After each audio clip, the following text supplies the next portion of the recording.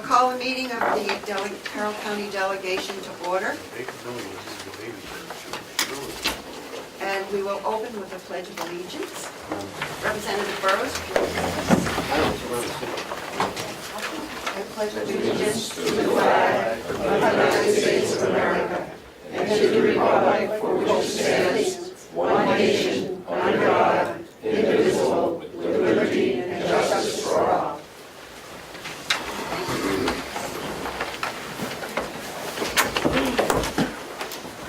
I'd like to begin with open public comment. If there is anyone here who would like to address the delegation. Okay, seeing no one, we'll close public comment. The next item on the agenda is to approve the December 27, 2018 meeting minutes. So moved, Madam Chair. Do I hear a second? Second. Second. Are there any errors or omissions? Did anyone saw?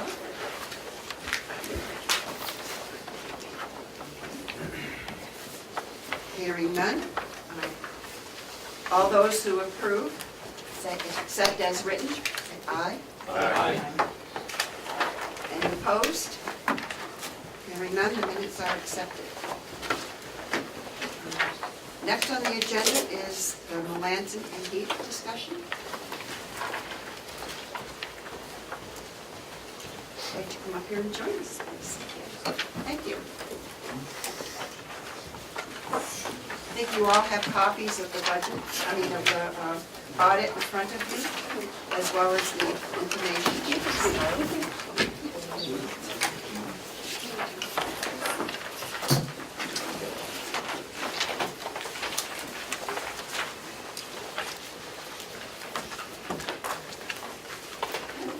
The floor is yours.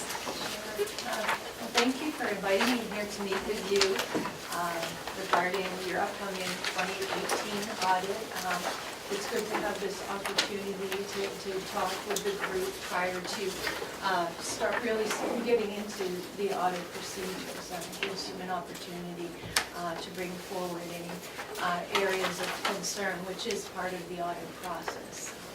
But I do have a presentation, a PowerPoint presentation, if it's okay with you, that I quickly go through. Sure. Just to give you a little bit of a better understanding of what an audit is, a financial statement audit is, and what it is not. So if you have this, yes, that handout right there, if you flip to the second page, it talks about your auditors, what the auditor's responsibility is, or what you're hiring us for. And what you're hiring us for is to give an opinion on your financial statements, whether they are materially fairly stated in accordance with generally accepted accounting principles. And generally accepted accounting principles are the set of rules for financial reporting. As you know, the county is subject to many different types of rules, RSAs, labor laws, but these are really the primary focus. Generally accepted accounting principles is really the primary focus of a financial statement audit. The next page talks a little bit about what the auditor's responsibility in the audit engagement is, and that's to plan and perform the audit to obtain reasonable assurance about whether the financial statements are materially fairly stated.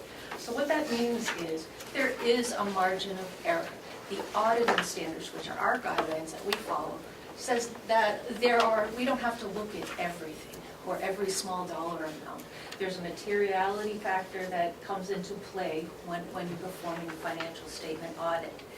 Some of our other responsibilities are to obtain the audit evidence to support the amounts and disclosures in the financial statements. And when we are here on site doing the audit, that's primarily what we're doing. So we're testing the validity of your receivables, whether they're collectible, whether the allowance is high enough, whether all of the liabilities of the county have been captured as of that point in time and included in the financial statement. So those are just some examples.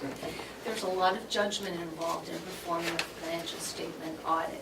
The audit team, myself, the audit manager, supervisor, and staff all get together prior to the beginning of the audit, and we take what we know from prior audits and anything that may have come about during the current fiscal year, and we work and we sit down and we try to identify the areas of the audit that we're going to focus on. We also evaluate your policies, procedures, and also estimates that are included in some of the numbers in the financial statements. And then we also, as part of the financial statement audit process, test some of your internal controls. Internal control testing is not the primary focus of a financial statement audit. The reason we do internal control testing is to gather that audit evidence so that we can give an opinion on your financial statements. In doing that, we typically hit the major transactional cycles like receipts, disbursements, payroll, and financial reporting. But we're really not here to give you an opinion on your internal control. However, if there are issues in the design or operation of your internal control system that are identified during the audit process, those get reported to you in a management letter. Management's responsibility is on the next page. So management is responsible for preparing and presenting the financial statements, for designing, implementing, and maintaining a system of internal control, providing us with access to financial records and people that are working in the county. And if you include the audited financial statements in perhaps an annual report or something like that, you need to let us know so that we can make sure that you're not misrepresenting anything that would be in the audited financial statements. The county is responsible for compliance with laws and regulations. If there is any misstatements or numbers that are incorrect during the audit process, you're responsible for correcting those adjustments that we propose to you. And then at the conclusion of the audit, there is what is called the management's representation letter. It's about a 6-page letter that says basically, you've told us everything, you've provided us everything, and so forth, and there's nothing that you've left out.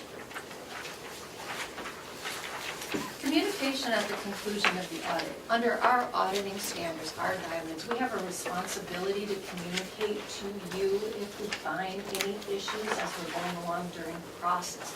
So that includes material misstatements. What that means is that if the information that you provide to us to audit is incorrect, if we had to make large dollar adjustments for it to be included in the financial statements, we need to disclose that to you. If there are any significant deficiencies or material weaknesses in your systems of internal control that we identified during the audit process, we have a responsibility to tell you that in the management letter. And then if there's any significant difficulties that we have during the audit, we would identify that too at the conclusion of the audit. The next thing talks about an audit in accordance with generally accepted auditing standards, GAS. And it talks a little bit more about audit risk and the use of materiality in a financial statement audit. I won't go into detail on that. Ethical requirements is on the next page. There are certain ethical requirements that the auditor, including the audit staff, and everybody in our firm has to abide by. One of those is being independent, so no interest in your organization, no financial ties or doing any other business with that. And our staff regularly, every week, we get the new client list, we review that, we have a compliance officer that we have to identify if we have any conflicts of interest. Because we would not be able to be your auditors if we weren't independent, if we had any issues. Professional skepticism. That is really explaining that inquiry alone, so asking staff your questions and getting the answers is not enough audit evidence for us to put our auditor's opinion on the report.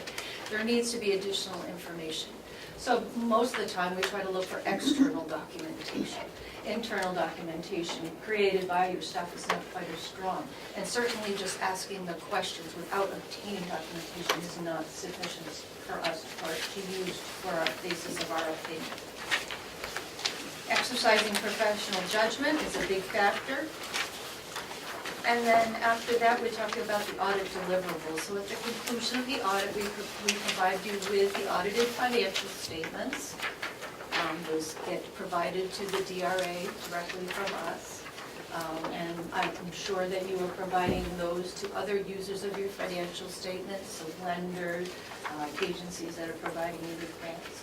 As I mentioned earlier, if there are any significant deficiencies or material weaknesses identified, we report those to you in a management letter. Since we've been your auditors for the last few years, those of you who have seen the management letter from a couple of years ago, I've realized that a lot of work has gone into addressing those issues that were identified a few years ago. So the recommendations are quite a bit shorter in the recent year.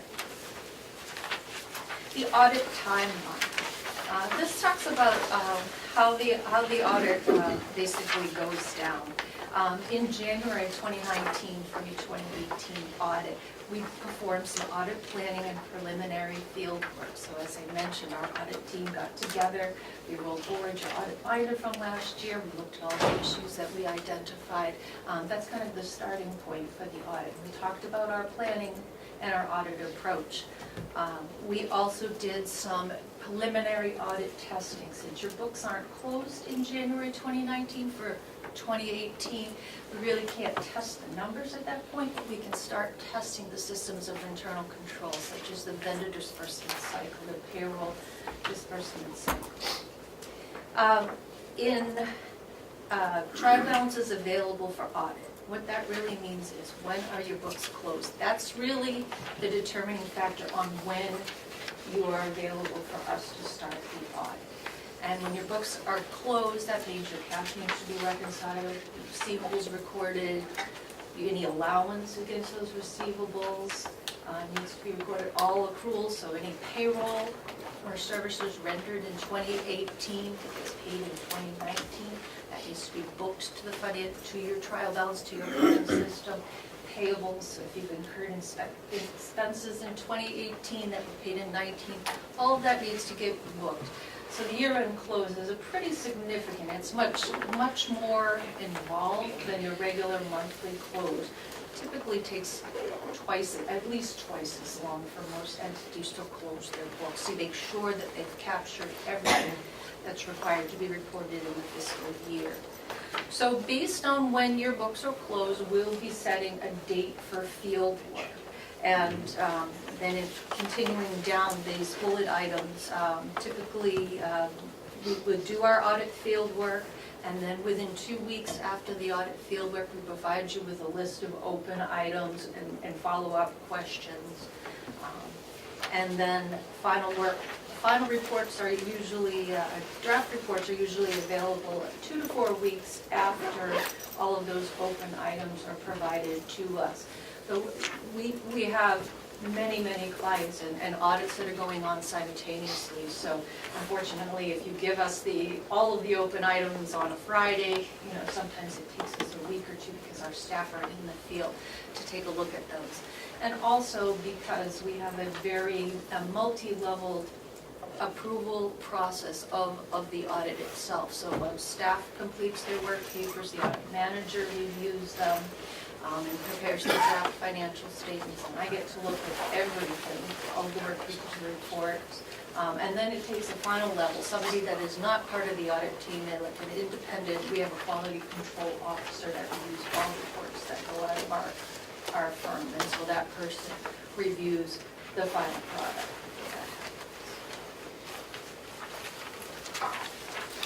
Staffing, myself, I'm the engagement partner.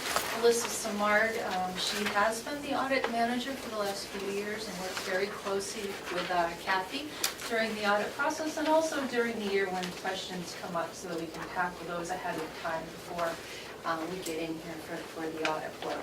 Frank Byron, he's our quality control officer, our former managing partner, but he still reviews all reports that go out the door. We have a supervisor, Phil, who's been with us for a few years, and then 3 staff accountants that will be working on the audit. And then finally, as I mentioned, it's really great to have this opportunity to be able to sit with you so that you can raise any issues that you might want looked at a little bit more closely during the audit process. As I mentioned, we try to make our audit what we call a risk-based audit, so if there are any risk areas that are identified, we want to be sure to look at those during the audit. And this last page talks about some of the things that, just to get your mind thinking about, some considerations that we want to bring forward before we get started on the audit process.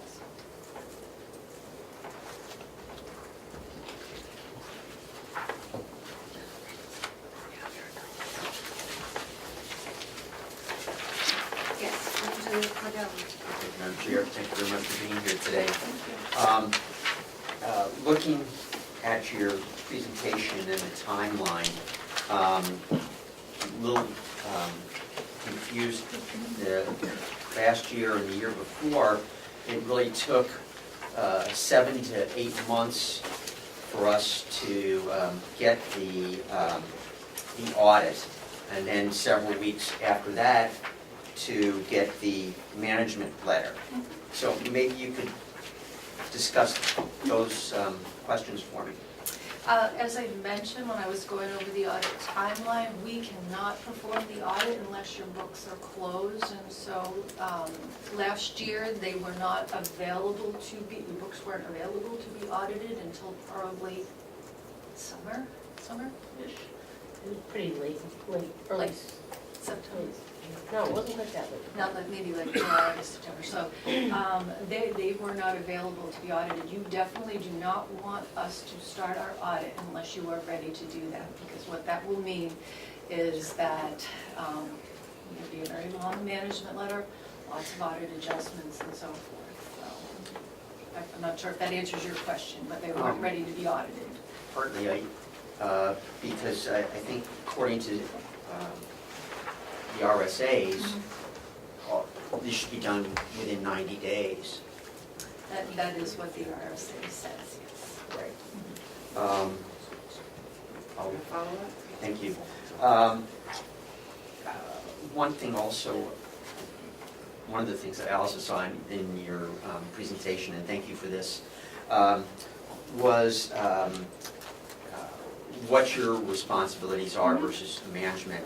And I'm just looking at the RSAs again. RSA 28:3-A for county audits says that the audit shall include an examination of conformance with state and federal laws. And I'm just wondering about your examination in particular of state law while doing the audit. State, federal, labor laws are all come into play in a financial statement audit. They're not the primary objective of a financial statement audit, as I mentioned before, which is to determine if your financial statements, the amounts, the disclosures are in accordance with generally accepted accounting principles.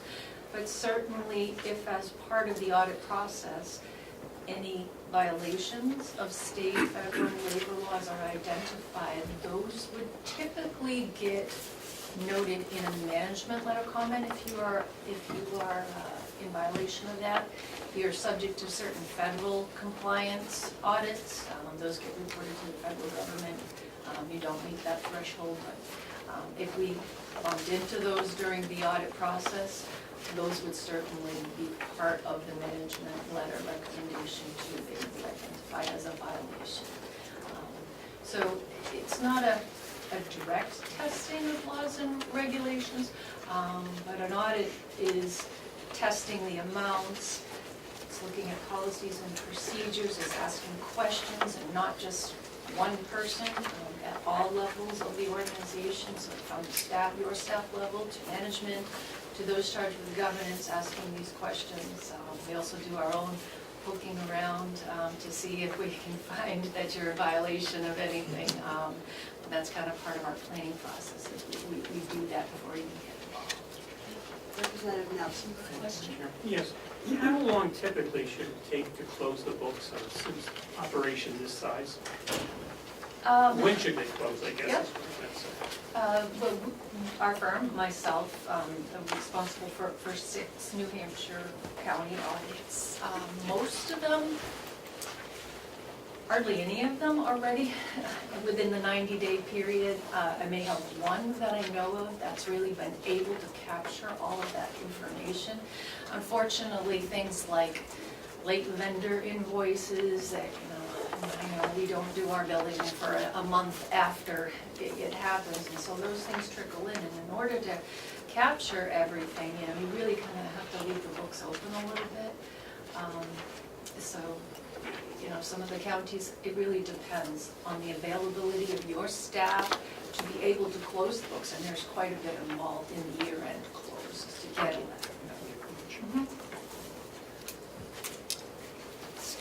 Are there any other questions? Representative Marsh?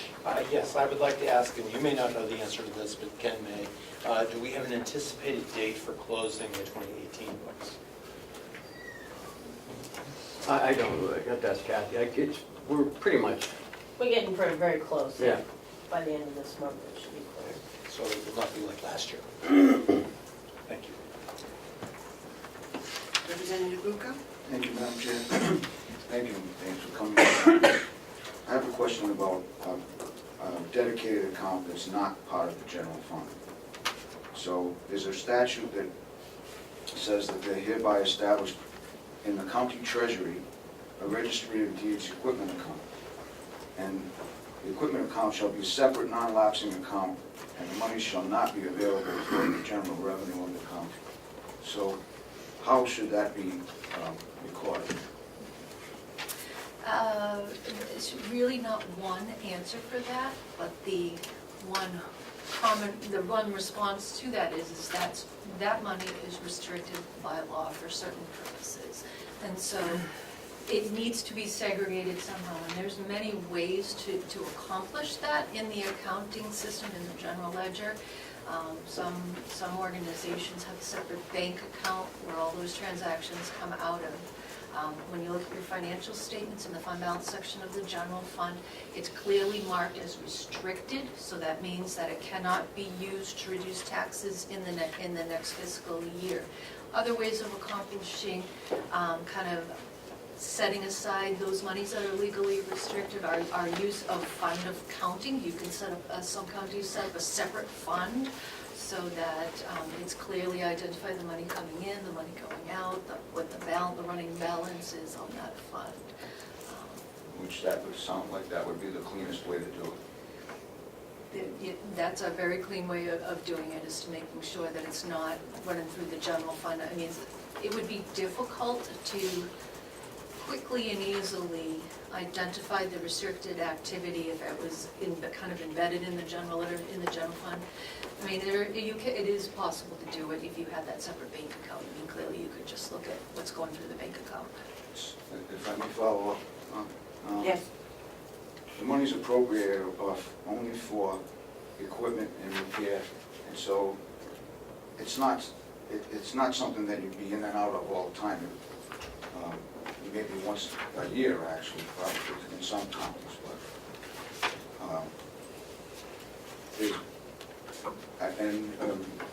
your other CPA, Alyssa, also offered a couple of options on that. Yep. And it sounds like just to have a separate account set up with the treasurer, and that way it doesn't get commingled with anything else.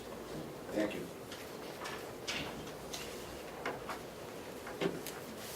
Are there any further questions? Yes. Treasurer If Costello. I may, as treasurer, we've had a discussion about this, and we talked with Alyssa about this. And of course, the item that Representative Bucco was talking about is the Register of Deeds equipment account under the RSA. And the general issue is there was a couple options offered. The first option was the general fund operating account pays for the eligible surcharge equipment cost as part of its regular vendor disbursement process. These costs would be charged to the new fund. Periodically, the surcharge fee equipment bank account would reimburse the general fund, essentially a movement of the cash between the two bank accounts. The other option is the surcharge fee equipment bank account would pay for all eligible costs directly, monthly. Manual journal entries would be made to the general ledger to record the costs of the new fund. Well, I'm not a big fan of manual entries. I think that what we have right now is we receive from the Register of Deeds a report, I receive it, that details everything that goes on, including the equipment surcharge account, and it's documented with the bank statements and the canceled checks going through it. So I think the process that we have currently seems to be working okay, except that it's difficult, and I'll defer to Kathy, it's difficult to get that information from point A to point B into our system. Is that the correct answer, Kathy?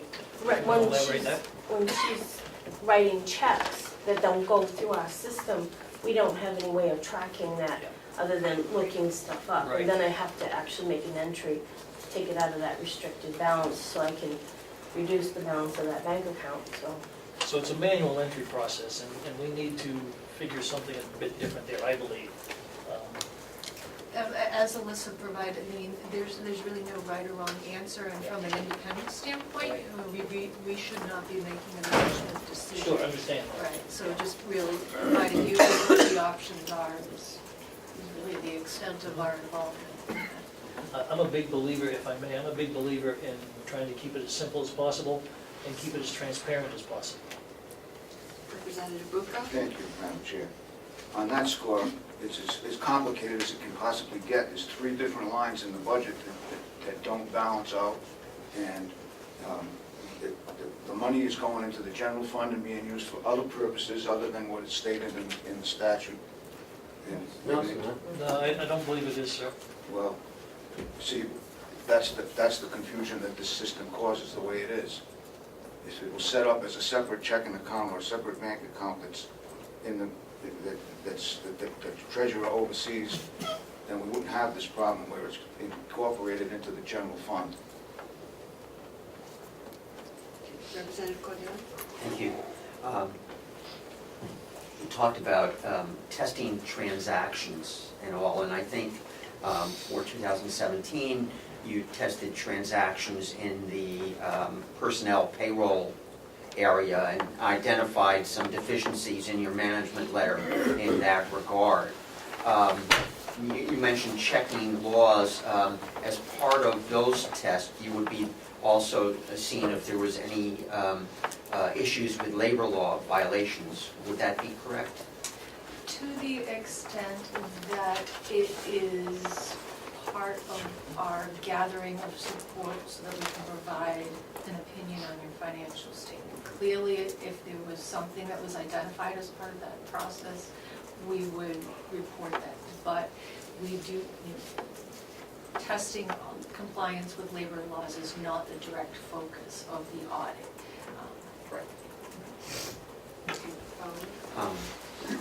In line with that, you would be open to, if this delegation had areas where we would like you to test transactions, you would be open to looking at those areas? Absolutely. That would be outside of the scope of the financial statement audit, but we could perform what we call agreed upon procedures and engagement, which is very specific procedures. I was asking because, again, 28.3A indicates that the audit shall include any examination of county finances that may be requested either by the commissioners or the county convention.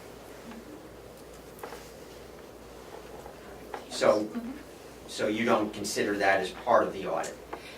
It is not the primary focus of the audit, but, so we don't look at documentation or we don't test documentation for compliance with labor laws, but Right. but we do other things. So we're asking, we're doing inquiries, we'll send letters to your legal attorneys that may be involved with labor issues. If some of the documentation, we do test documentation, personnel certain aspects of personnel records, so if there was anything in there that was identified, we may come up with it. But if we were interested in having you look at transactions in a certain area, not personnel, let's just say purchasing in a certain area and test transactions via, the county uses credit cards Yes. quite a bit. But if we were interested in having you look at testing transactions in a particular area for those credit card purchases, could that be done as part of the audit, or would that be outside the scope also? It really depends on the volume of transactions that are involved. With respect to credit card transactions, we consider that to be a risk area, and we, as part of our sample of testing, always those transactions are included, but it's just a sample. So if you wanted all credit card transactions to be tested, that would be Right, no. yeah. That would take quite a few staff hours, and that would need to be a separate engagement. But certainly if you have some concerns, I can make some notes to make sure that they test a little bit more than they typically do in that area. Thank you. I'd like to just for one moment go back to Mr. Robichaud, because I'm sorry, I didn't realize the topic was changing. And you had a comment you wanted to make? No, thank you, Madam Chair. You're okay? Okay. I'm sorry, I didn't realize Yeah, that's okay. the conversation would take another turn.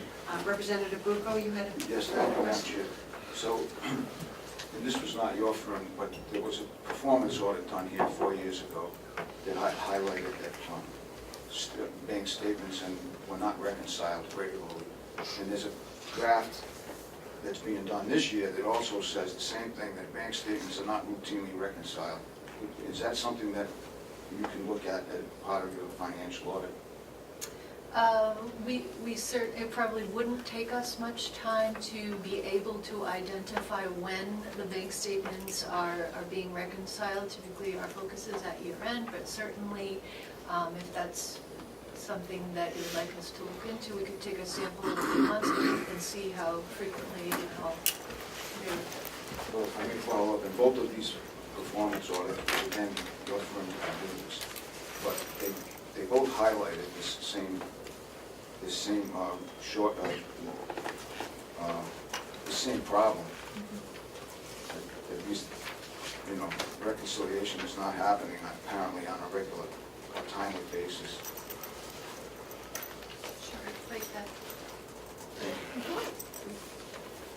I would like to just ask a question. You talked about you do other counties as well and similar size. And thinking of the time we're falling behind and doing some of the work like the reconciliations. Is our staffing, do you believe, is adequate to our expectations of our staffing to be able to accomplish this? I know we've had some staffing adjustments and some concerns in the past. I would say you're a little bit on the light side compared to other counties of the same size. There's an enormous amount of responsibility on Kathy here. And certainly from a standpoint of business continuity, if something would happen to Kathy, that could be a real problem. So to have some cross-training going on and to have maybe a junior backup person to assist would probably, I would expect it to make the year-end close occur earlier. Yes. If I may, the position you're talking about would be an accountant type of position? I would think, just knowing the individuals and their responsibilities in the business office, perhaps a junior accountant level to perform some of those reconciling items where Kathy can be kind of the more high-level person to make sure that these functions are operating properly, so the vendor payments, the payroll, and then these routine reconciling items. So give her much more time to be able to oversee the entire process, and then provide you with that cross-training too. Should something happen, things would come to a halt. Thank you. Yes, Representative Cordelli. Just to follow up on those two previous questions, so if you were to do some testing in the bank reconciliation area, you would have some knowledge of best practices as to how a reconciliation should take place and who it should be done by. Would that be a correct assumption? That is something that is part of the standard audit process, specifically as it relates to segregation of duties. When you have a small office, one person doing a lot of things, it's important to have somebody that's not processing transactions outside of that, be the one that's kind of checking and making sure that everything is timed to the general ledger. So in addition, adding another person, it improves your internal controls.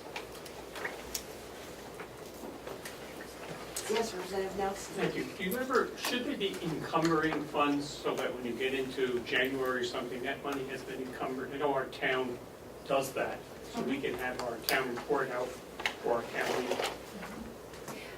Yeah, in governmental accounting, there's, as you know, there's a process of encumbering funds, so they get charged to the proper budget. You're trying to think of easy way to explain it.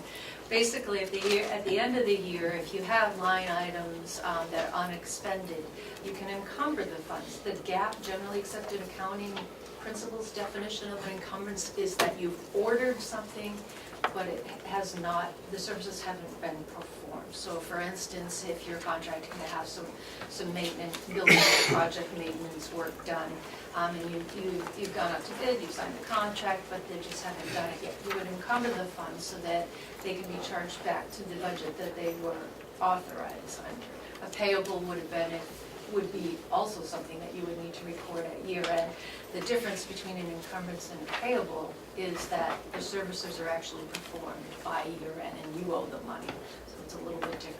It does hit the budget the same way, the budget was actually the same way, but it gets presented a little differently. Thank you. Yes. Thank you, Madam Chair. Thank you for coming today. When did the 2017 books actually close? You mentioned the date. If we were in here in the summer? Yeah, I think we were, by the end of May, I think we were mostly done with that stuff, but then we had to go through all those processes. So. Yeah. Just a quick follow-up. Under terms or definitions as an auditor, does the close of the fiscal year and the close of the books, is it the same term? Does it mean the same? The statute says close the fiscal year. Yeah, I would say it's pretty much close the books, close the year. We kind of consider it to be the same thing. What it really means is all accounts have been reconciled, all transactions are in the fiscal year. Just a quick follow-up. Is there a reason why it would take almost 8 to 9 months to close books? From what I'm seeing, there has been a lot of responsibility on one person, and my opinion is that that person has not had the time to do it any more quickly. Madam Chair, just one final follow-up.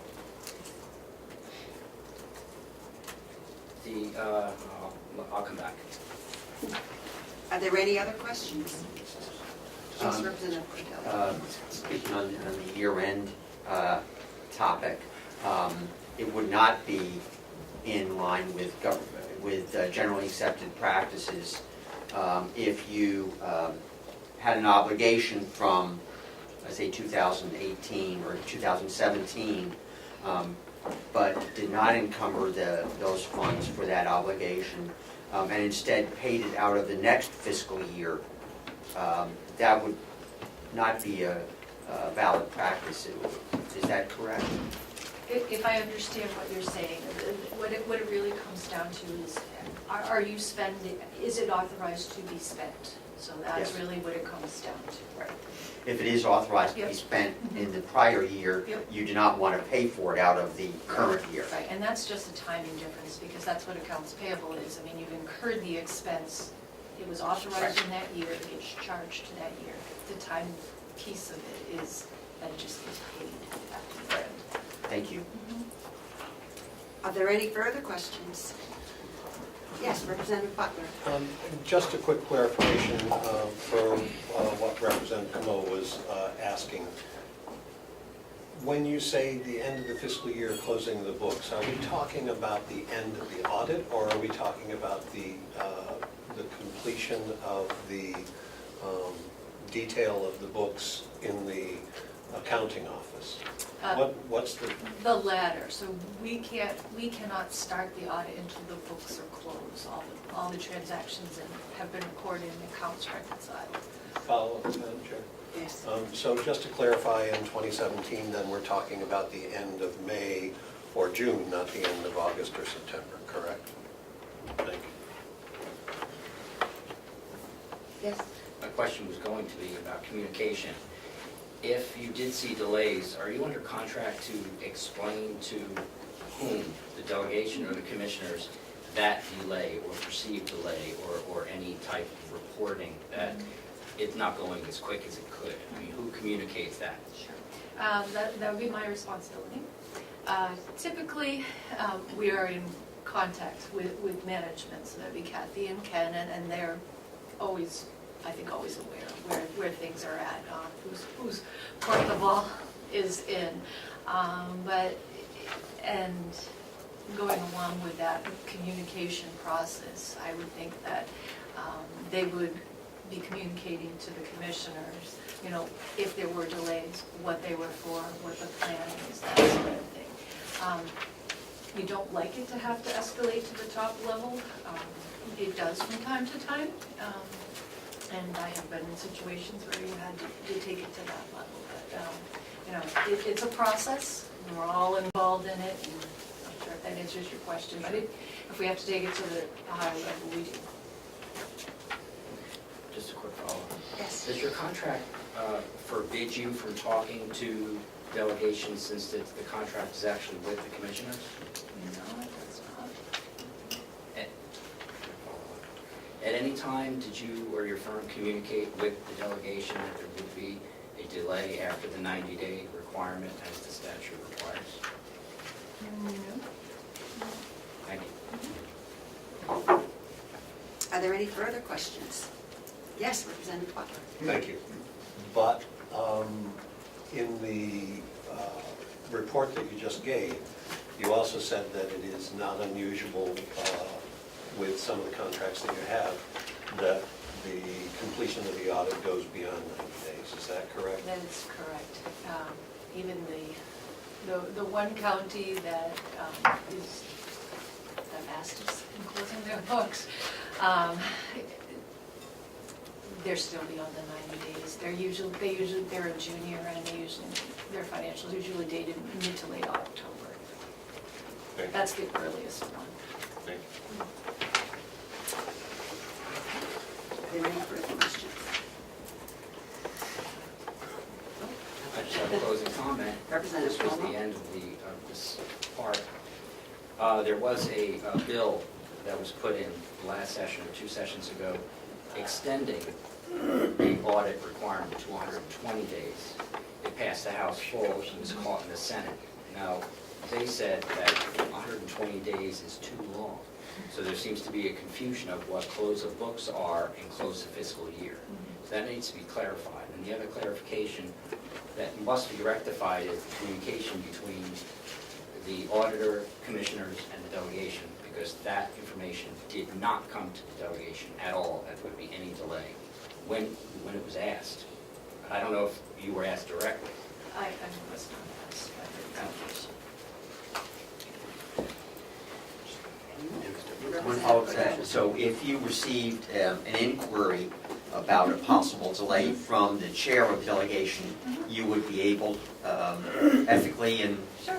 to Yep. respond to that? Yep. And as part of, this, I call this a pre-planning meeting, if you desire communication, certainly you don't want to see the 100,000 emails that we send back and forth of requesting documentation, but if there's, a monthly update or something like that that you would like to be included on, that certainly you could do that. Madam Chair? Yes. I don't know if it's appropriate to do this, but can I make a motion that this delegation make sure that there's communication between the auditor, commissioners, so we can communicate better, so we know when there's delay, why there's delay, so. I think it would be On the same appropriate. page. I think we need much more open communications all around. I think that would be. So we have a motion and we have a second. A motion and a second. Is that for a monthly communication? Was that the motion? Or The motion should read at any time. Do you want to restate that? Could you restate it, just for clarity? Thank you. Somebody come up with the words. Representative March, did you like I to would try? ask that if the auditors become aware that there will be a material delay in the audit, that they communicate to the delegations that will occur and why. Is that acceptable? Would you like to amend Yeah, that? it's acceptable. That's acceptable. Don't let me amend. Okay, is there a second? Yeah, I have a Representative, second. oh, it's already been seconded. Representative Avalani, okay, discussion. Representative Butler. Material delay, I think, is one piece of the audit, but if there are significant issues that the delegation should be made aware of, I would like that to be included in the update. And I hope that it is made clear that it's not something that needs to be done frequently, but just as needed. I'll amend my motion to say material delay or other significant issues. Excellent, thank you. Thank you. Is there a second to the change? Second. Seconded. Okay, any further discussion? Yeah, I just wanted to clarify that, I mean, when the process, when you would define when the process begins. Because at this time, your books are still open, and I know there's still work to be done. I mean, certainly, you know, we can start that once we maybe put something on the calendar for field work. Did you mean 18 or 17? 18, Yeah, once the audit begins. okay, so we'll, I mean, we've already done some preliminary work, but we haven't really done the field work yet. Well, you're reporting this now, just one. Thank Okay, you. great, and should you be my point of contact for the email that if there's progress? Yes, I- okay. Can we give it to our clerk? Okay. Yes. Right. I would say also the chair of the Board of Commissioners. And the Board of Commissioners. Yes? So, we've been talking about this audit all of last year. I mean, in our meetings, almost weekly, as we were going through the summer. So I don't know where the lack of communication, maybe from the board to you, maybe that's where the lack of communication is. But we discuss it almost weekly.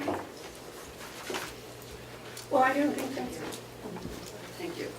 I think this is very clear what we're asking. I think it's a simple request. Is there any other discussion before I call the vote? Yeah, can you just Yes, Representative. reread the exact motion? Our clerk, would you please reread the motion?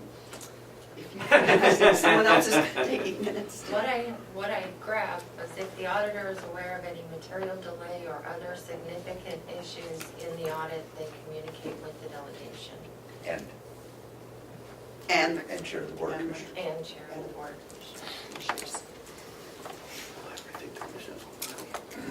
There's no further discussion? All those in favor say aye. Aye. Opposed? Thank you. Thank you very much for your time. We really appreciate it. Thank you.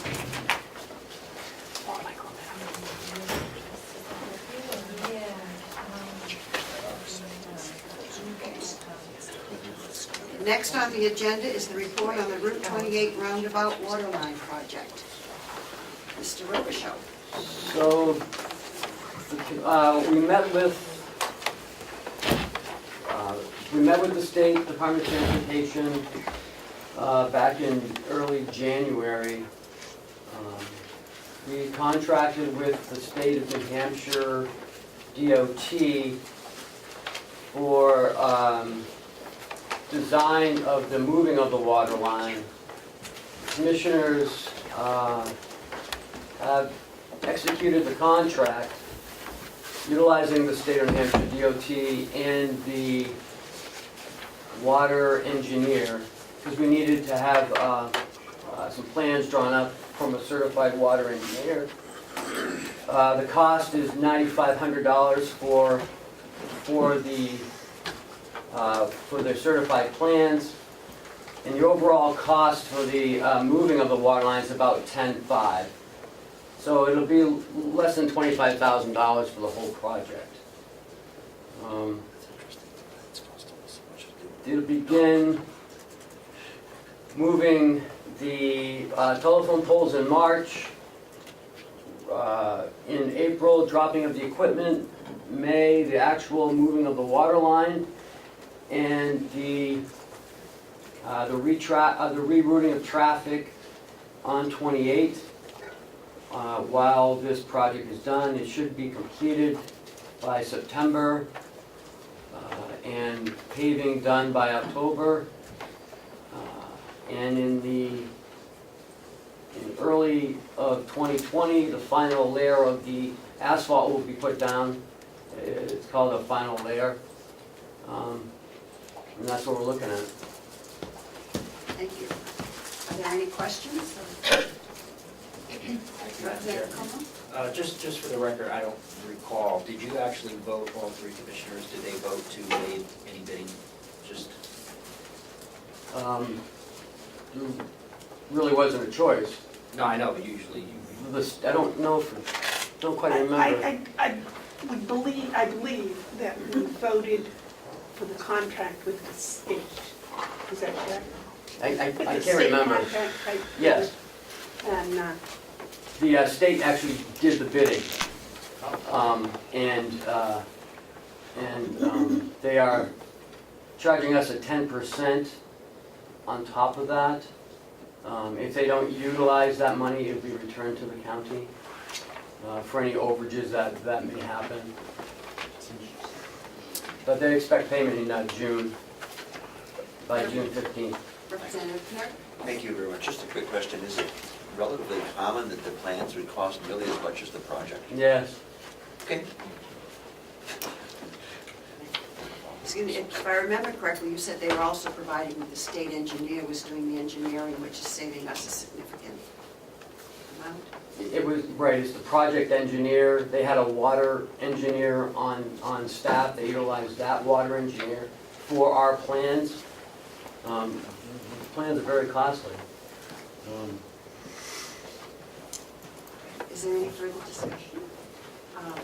So what you need from us, I understand, is a motion to approve the payment of the 25, up to $25,000? To approve the funding of that project, yes. The funding of the project up to $25,000. $25,000.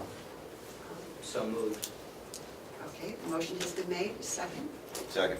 Discussion. Wait a minute, which one is the second? Okay, Representative Knirk.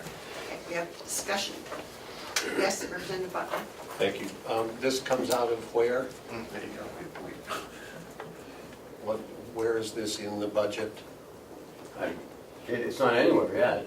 So, We are crafting it. I'm guessing probably put it in either DPW or special fees and services.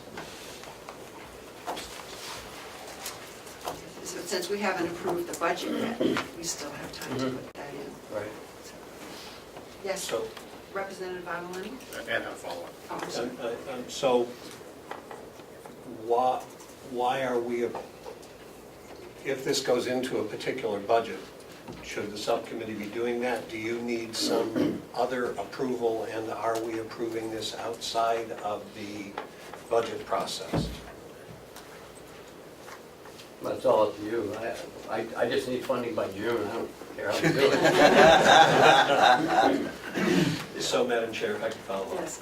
I think you might want a sense of the committee, but I don't know that we need to take it outside of the budget process. So we have time to put it in. So I guess we got a meeting again. So we can discuss that further when we get to that point in our budget discussion today and make a recommendation to the committee. So maybe we should amend the budget to say we'll make a recommendation to the committee to include it? No? Not right, okay. So I withdraw my motion. You're going to withdraw your motion at this point? Second agrees with it. And the second agrees, so the motion has been withdrawn. So, We will address it. if Yes? I might, so where, I would rather see it in special fees and services. I don't know where everyone else thinks, but that would be under multi-two. And we just met today, so I don't know if you want to have a meeting afterwards. My feeling is that we could amend what multi-two is bringing forward at the delegation level, because I think we all recognize that we need to get this done. So we don't need to have a separate meeting just to do that. Thank you. Can you give And me a the lot amount of again, 10, just so I can, It's 25,000. thank you. Up to. Have you created a line item number? Ken, do you have a number for it? Yeah, yes, I'm gonna get it right now. Okay, thank you. Can it come out of cash? No. Well, I guess it could. It's over 2,000, it's gonna be over 2 years. It's over 5,000. I mean, Representative Cordelli. If the amount to be put into the budget is $25,000, as Representative Allen pointed out, you really can't say in the budget it's up to $25,000. But yeah. But also, is that $25,000 including the 10% contingency? Yes. It's actually 10.5 including the 10%. 10.5? Mm-hmm. For the actual construction and 9,500 for the actual plans. But I don't know if something's gonna happen, I don't know. I'm confused about that statement about, don't know if something's gonna happen. If we're putting money into, with a contingency, I'm confused. It's 10.5 and 9,500? Is that? 20, that's 20. What I will move when it's the appropriate time to do so, we're doing that section of the budget, is that we appropriate it's $25,000, correct? That would be the most that you'd have to. And we can appropriate that much money, doesn't mean that the commissioners have to expend that much money. Right. And anything that's left unexpended would eventually get returned to the taxpayers. So that's the motion that I would make at the appropriate time. Question about that. Yes. So we're not doing anything here because that's something that's going to have to be added to the budget when we go through the entire process. Right. Right. And today we're just reporting, we're not voting on the budget today. We still have, there's still things to do for many of us. Is there any other discussion regarding this? Okay, then I guess we move on. The Siemens Energy contract financing, Mr. Costello? Is there a difference in the interest rate, if I remember correctly, or If I may, from what we approved? I'm waiting for the administrator. Okay. Oh, I'm sorry. The Siemens financing, Yes. yeah, we did have that rate increase, but that rate hasn't been locked in. And it's my understanding we anticipate to close that by the end of this month, On the 20th is what I had 20th of February. scheduled. Right, so that's Next why week. we need to vote on that today. So there was, I understand there was a difference in the interest rate than what we had approved. Yes. So you need to change You that. got that current rate? Yes, I do. So- The new rate is 2.69, up from 2.47.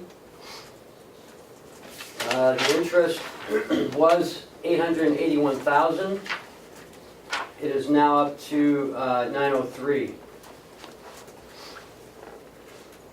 So it's 903, 877.81 is the new interest rate. Which brings the project total up to $4,347,141.81.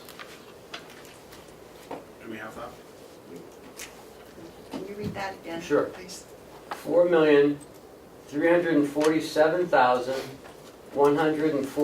$4,347,141.81. Thank you. Representative Bucco. Question? What is that? What?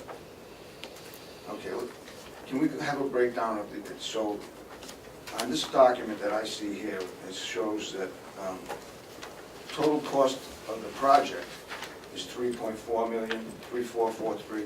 Yep, And then you're adding 903,000 as interest? $877.81, yes.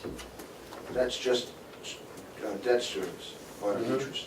What's this other figure here that's $2 million over 17 years? I don't know what you're referring to. I'm using this document here, and down here it says total cost of construction.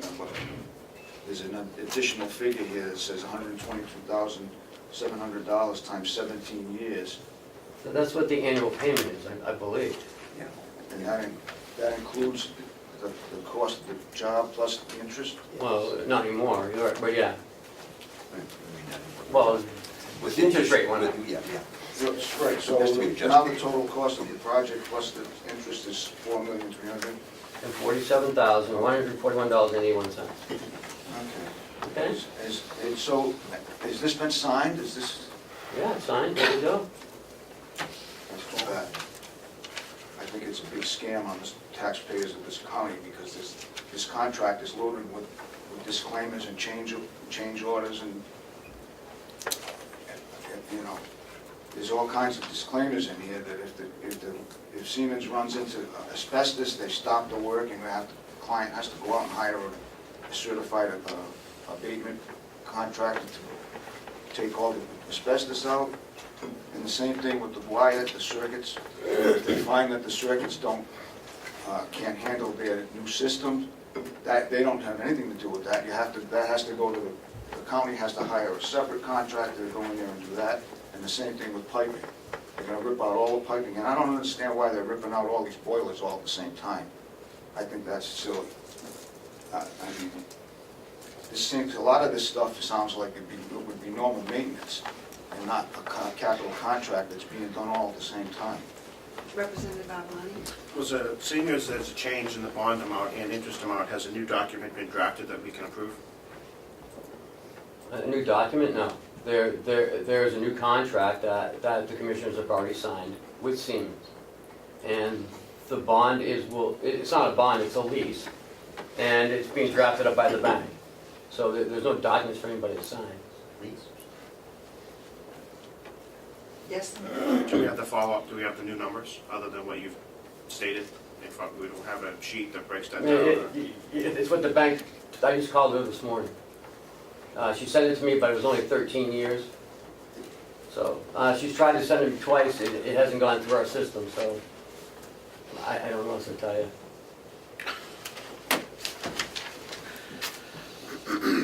It's at 2.69. And that's what the amount is over 17 years. Yes, Representative Avalani? We'll actually be voting on the dollar amount, not the But interest. So and that's what you voted on last time as well. so the dollar amount and the interest. So That's I'd like- why I have to come back again, because we have to change. So today is for informational purposes that we're No, going to be today receiving is the something vote. else? Could we see the numbers? If you want to take a break or you want to come back to this, absolutely. Well, why don't we just recess this discussion until we can get the numbers, because we can't vote without the numbers. For sure. Okay. So can you notify the bank that you'd like to get I- the numbers in the next hour? Yes? Okay. Then I think we can hold on that. Yes? Thank you. We haven't had a motion yet, so let's, Right. yes. And Representative Butler. regarding Representative Bucco's concern about the contract, we have talked about this contract several times in several different meetings and have asked a number of questions relative to how the contract would be performed and the benefit or lack thereof for the county and for the citizens. So I'm, and in each step along the way, I have been, it has been reinforced that this is a benefit for the county to move ahead with this contract. So I'm disappointed that at this point, there are questions being raised about the effectiveness or the potential benefit of the contract. I can just respond that I have not actually voted on this, so however it got approved, I probably wasn't here or something, I don't know. It was discussed at length, and we had the people come twice, and we did discuss it at length before we voted on it. So we would have to go back and check the votes to the date through the minutes. But it was a lengthy discussion, and we went into great detail. And we have to remember, there's $125,000 of savings per year for doing this. Well, it's actually guaranteed. So, I mean, Yes. I guess it was just that I finally got a chance to sit down and actually read this thing. I don't understand why we're ripping out all the boilers at the same time. I can answer that. Excuse me, this back and forth. I think perhaps you can talk to her during, Yes. when we have a break. That you can I think it's already Our beyond. chief. Follow Yes, up on that Senator Cordelli. conversation if I could. It was a question I had about the contract and the other documentation. Maybe it would be helpful for Representative Bucco and for myself also. Is there a timeline for these projects? When the projects are going to be initiated in each area, the administration building, et cetera, the boilers, et cetera? Is there a timeline or scheduling of these projects? I do remember we had great detail on this. Would you like to clarify? Yeah, they're actually starting to mobilize already at the jail. The lighting is going to commence around the 18th of this month, and then they're going to start moving up to through the rest of the buildings. They anticipate having this project done essentially by fall. It's going to be pretty fast. It's going to be swift. Okay, thank you. And if I remember correctly, that they had deadlines to get our savings, because if we don't receive the savings that they have guaranteed, then, so they're not going to be dragging their feet. Correct. Okay, well, we will wait for the number to take that up, so we will move on to the collective bargaining agreement. And Mountain View? Madam Chair, I think I can speak for that. The question was asked for what was the cost component of the CBA, the collective bargaining agreement? And that number is $77,872, based on the estimates of current staffing that we have, that will be receiving raises as part of that agreement. Okay. Yes, Madam Chair, Representative so I Ticehurst. just want to make sure I'm understanding. You're saying that there will be an increase in our expenditures of the amount you just mentioned? No, it's actually included in the budgeted amount. The budget that the subcommittee has seen includes this increase. Got it, thank Okay, so you. you So already this is have- not an additional appropriation, it's part of the presented one. But it was my understanding that we have to vote to approve that agreement? And that's my understanding too, in order for us to enter in and be able to sign that agreement, for the commissioners to be able to sign that agreement, they approve the terms and conditions, but the delegation is actually approving the appropriation for it. And the agreement would be effective April 1st. Okay, thank you. I entertain a motion? Yes, Representative Butler? And just to clarify, that's a 2% increase? Correct, that's what it annualizes out to, although it's in an even dollar amount. So it's a 2% total increase for our union members that is going to be distributed as 40 cents an hour. And I will move to approve that increase. Thank you. Second. Second, Representative Nelson. Is there any further discussion? Small potatoes over here. I just want to clarify that we're approving the cost item and the actual collective bargaining agreement's already been ratified, or is that what you need? I think, yes, I understand that the commissioners, We ratified it, we're bringing it to you to fund it. yes, so it is just the funding. Do they all, just a procedural question, from the past, did the delegation vote in the past to also ratify the collective bargaining agreements and accept related cost items? It was Seems like it was worded differently. in It the was past. ratified contingent on funding. And that's actually right in the collective bargaining agreement, so. That was by the commissioners. Okay, thank you for that. Okay. Representative Hubbard? Representative No, you come out, go ahead. Representative Cordelli? Age before beauty? Now I forgot my, I think, right, yeah, definitely so. In the past, I believe we've had a summary of changes to the contract. Is that something we could get? I would defer to Ken, but there's certainly no reason why not. We actually have a red line version that in red has all the All the changes. documents. Exactly. Okay, can I just vote on that, and that is something you would like prior to voting on it, or you just want it for your records? Okay, thank you. Representative Avalon? I have the same question. Great. Representative Butler? And I just want to clarify that in the nursing home subcommittee, we have already included this increase in the budget that we have been reviewing. Great, thank you. There's no further discussion, we'll take a vote. Yes? If it's already, thank you, Madam Chair, if it's already included in the budget coming forward, why are we voting on it now? That's where I'm confused, because I think we have to approve the amount. We will be approving the amount, but we probably will not be voting on that for another matter of weeks. Do you need that approval? In order to go ahead with the finalizing the contract, so that the union can then vote on it. So I think we need to vote on that today. Yes? So, Madam Chair, would we be voting on the dollar amount, or would we be voting on accepting the contract as written with the dollar amount? Or is that the same thing? It's the same thing. I think, I understand that the commissioners accepted the contract. We accept the cost. Or we could do both, I mean, what's... The sheriff? Yes, sure. Hey, from experience, maybe a point of order here. It's part of the budget, so unless you're going to approve a single part of the nursing home budget, I don't think you'd be voting on this today.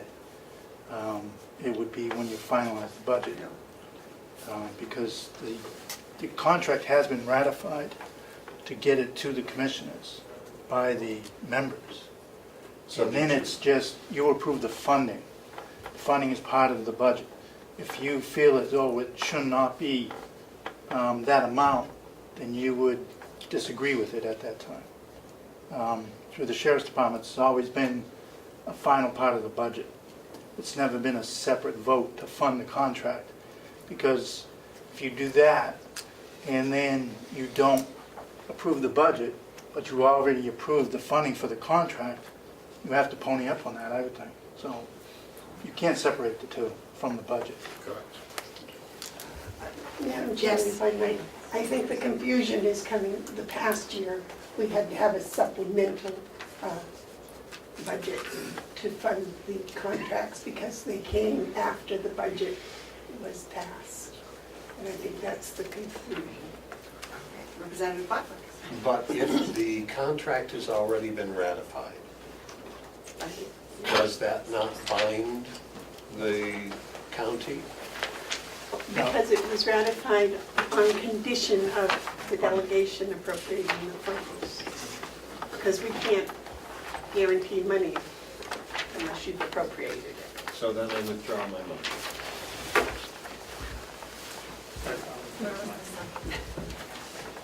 There's a second. Okay, so and who knows, we might be able to vote on some of the departments today.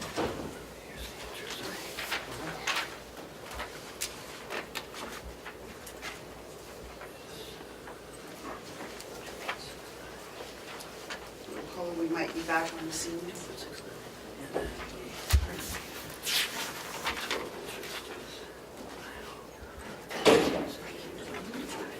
Do you want to find everybody?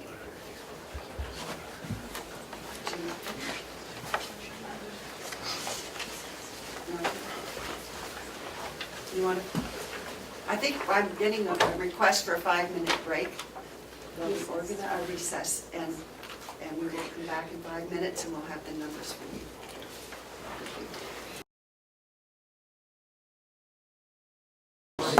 Okay,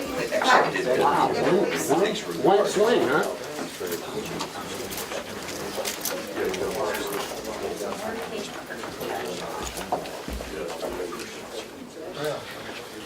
yeah, so we're going to hold a few minutes on the Siemens contract, and Representative Avalani will explain why. Ken, this was sent out on the 18th, amended on the 18th.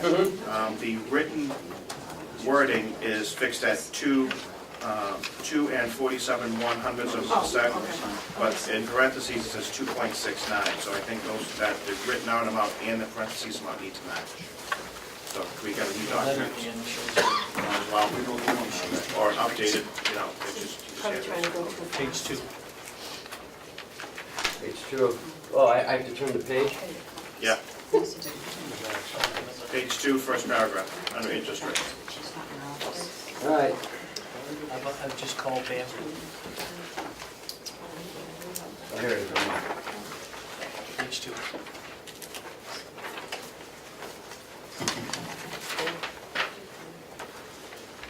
Oh, I see, okay. Thank you. Yep, So while he's taking care of that, I called Pam. yeah, that's what I thought. let's move on to item number 9, the progress report of the county budget subcommittees. Yep. And we'll start with Representative Ticehurst, Multi 1. Hutchison. Thank you, Madam Chair. Just very briefly, the committee did meet and we did review all of the budget line items under our purview. And it was a very good meeting. We had a few line item changes to recommend. We did request a little bit of information from 2 or 3 sources, and we will report in more full once we have reviewed that additional information, which should be within the next week or so. Did you want to share the changes you made? Does anyone want to go into that detail, or? Let's read it, vote on it. We're not going to be voting on it because they still have more information to come. Okay, thank you. Representative Butler, the nursing home annex, would you like to? Thank you, Madam Chair. And as I pulled up the wonderful minutes that Mr. Chandler provided of our subcommittee meeting, I wondered at some point, maybe in the next meeting, we're going to need to approve all of the draft subcommittee meetings as well, minutes. So we were introduced to and heard reports from several department heads at the beginning of the meeting. And Administrator Chandler talked about the challenges that the nursing home is facing relative to shorter lengths of stay and the difficulties in bringing in people who are staying home longer and so therefore sicker when they come to the nursing home, having shorter stays, and the difficulties in bringing people in quickly once a bed has been made available. And so the nursing home is experiencing challenges in terms of our overall occupancy, although they are maintaining a very good occupancy, but it's just being more difficult to manage. I am happy to go through each of the revenue departments if you like. We did some tinkering, but nothing major. And in environmental services, we did not do anything other than increase of the propane line, an additional $25,300 after having heard the rationale for that. So the final line in the environmental services was $1.412791 million. In administration, the change, there was a discussion from the Human Resources Director in the nursing home of the need for an additional assistant position. We discussed that and approved it. It was approved in a vote of 3-2. And that was, the bottom line was approved at $3,158,616. In dining services, We did a few changes, moved and seconded to reduce the line of general operating supplies by $3,000. We reduced we attempted to reduce the line in dues and licenses by $1,000, but that motion failed. And the bottom line was $1,657,951 that was approved unanimously. In nursing, we've heard about the 2% increase. We also heard about the challenges that the nursing department is facing in terms of staffing, and that the increase of new hires, the initial amount has been increased in order to be as competitive as possible. And yet, the total line was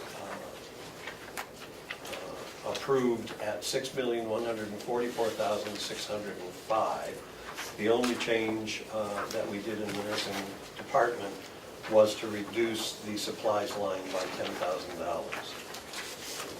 Physicians and pharmacies, $103,500 was approved.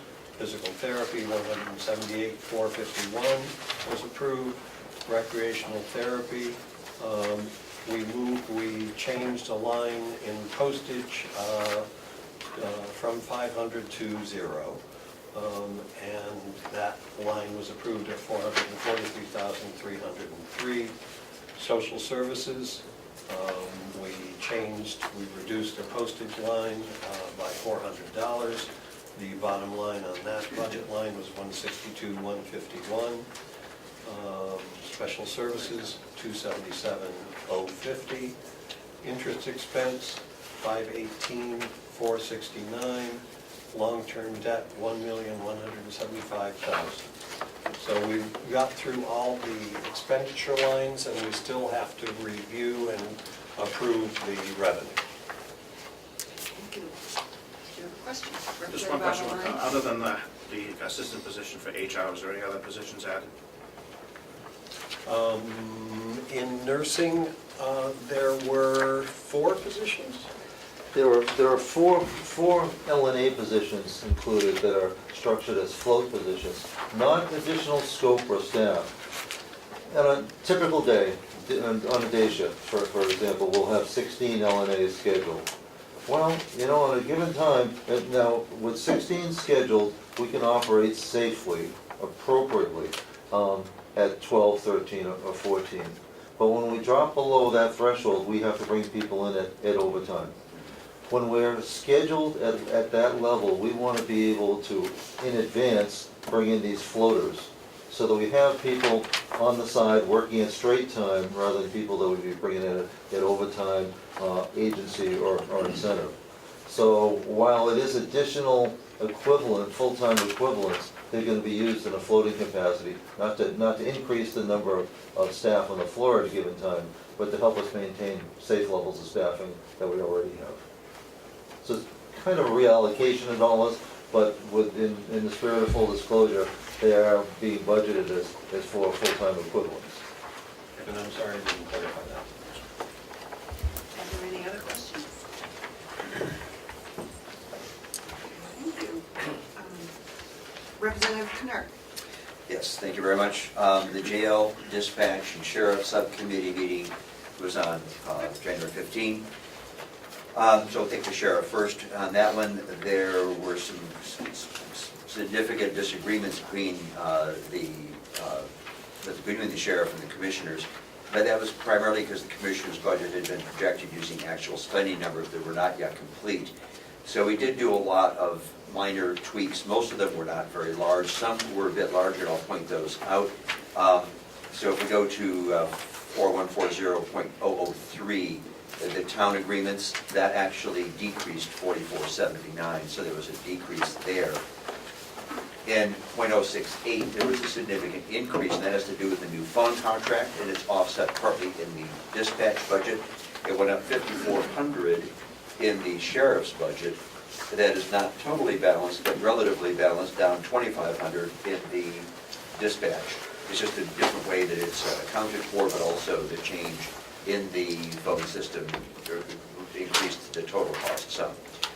We also did increase the line .073, $10,000 to reflect the needed maintenance on the vehicles, and also increased .095, which is firearms training, by 2,500 because the sheriff felt it was essential. So the bottom line is, if we look at the sheriff's budget, what we ended up with for our budget in comparison to the commissioner's budget was actually an increase of 18,000. Now, revenue on the sheriff's side, there was a decrease in writ fees, so there was a drop in revenue of 9,000. Now, on the other side, the jail, not the other side, but on the jail, there were some significant changes that came in, most of them, unfortunately, after we had our meeting. We had some minor changes in the jail. The one change that was large, though, was line 6100.025. That was the medical services and supplies that was budgeted at $165,000. We dropped that to $120,000. And we are going to establish, though, a contingency fund over in line .076 of $15,000 to be able to be used for any large ticket expenses that come in, or sorry, expenses that come in beyond that. So there was a significant decrease on that piece. But the things that came in afterward that we have not actually voted on, everything else we voted on, there are three items that came in afterwards. One is line 6100.026, the contract with the medical doctor. That went up a little bit from 77,614 to 79,121. There is a new program that Superintendent Henry is working on to have, it's an RFP for recovering female offenders from the state prison that would result in an increased expense on line .055 of $1,200 for offender compensation, but it would also add revenue on 640.0333 of $38,000. Now, this is not arranged yet. This is just an RFP that he's responding to, but we have to have the information in the budget in case we do get it. And the other thing is, unfortunately, when the propane numbers came in, that's expense line .065. That went up from 106,450 to 122,712. So the bottom line on the jail budget, or House of Corrections, taking all of these factors into account, is dropping the budget by $27,000 from the commissioner's budget. So we went up a little on sheriff and dispatch, we went down on House of Corrections, and we are basically ready to go with all this, except we do have a very short meeting just to approve those couple of more minor things that came in after our meeting from Superintendent Henry. Now, the other thing, though, that did come up at our meeting, and some of us kept asking some questions and trying to get some numbers on some things, and it's something which I think we need to go a little further in, is that there were concerns really expressed a little bit about the size of our House of Corrections budget and whether we were charging enough for boarders. Given what appears to be a really big discrepancy between the cost per inmate that we seem to have and the reimbursement that we get from Stratford and Rockingham. For those who don't know, we do board people from Stratford and Rockingham counties. We're paid room and board. Our entire amount we get for the year has been estimated at about $165,000. We have a jail budget that's close to $4 million. And so we don't have full census numbers, but I think that's something that we want to look into and get some full census numbers and figure out, in a sense, what is the cost per inmate for us to house anybody? And then what are we getting from Stratford and Rockingham? And should we be doing something different? We have to sort out excuse me, exactly what services. Are they getting services that we are providing to them without actually billing them for that? Now, we don't want to be cutting services. Our trust program, all those other programs that we have in our House of Corrections are important to decrease recidivism, help people with education, get it back out in the community. So it's not a matter of cutting our programs, but do we need to be somehow passing those costs on to these other inmates? what is our minimum staffing that we would need? And is there real parity between the cost per inmate that we're seeing for our borders versus our Carroll County people? There have been changes in the Carroll, in the census that were driven by some of the legal reforms. But what I think the subcommittee needs to work on over the summer is getting some of this information, census information, a lot of other details like that, costs, and then figure out whether we need to renegotiate these contracts for these borders, or if there's something more that needs to be looked into. That's not something we could do in a timely fashion before this budget cycle, but should be done in such a timely fashion that it could drive our next budget cycle. So that's the goal, is to get this done over the next maybe 6 months, so that when we come back to budgeting next fall, winter, we've got this new information. Thank you. Are there any questions? Yes, Representative Marsh. Do we know if the reimbursement we receive for the borders exceeds the marginal cost of putting the borders in the jail? That's what I don't know, and those are the kind of pieces of information we need to really get. Thank you. Any other questions? Thank you, Madam Chair. Can you speak a little bit more about the contingency fund idea? I forgot, who is it brought that one up? There was, I did. you did. Could you clarify that? I want to defer to Ms. Burrows. So in the prior years, the commissioners had a contingency fund for medical expenses to be used for any extraordinary high cost, something out of the ordinary. And apparently, they did it 1 year, and then, I'm sorry, go ahead. Yeah. Yes. You have past history on it. Yes. So the commissioners, the medical expenses, I cannot guarantee what they're going to be. They go up and down depending what happens. So a couple years ago, we were over by $45,000 on medical expenses. So we raised it up. One of the counties puts in a contingency fund, and if it goes over a threshold, like say $5,000, go to the commissioner and say, can we take out a contingency fund where it won't hit the regular budget spikes and peaks?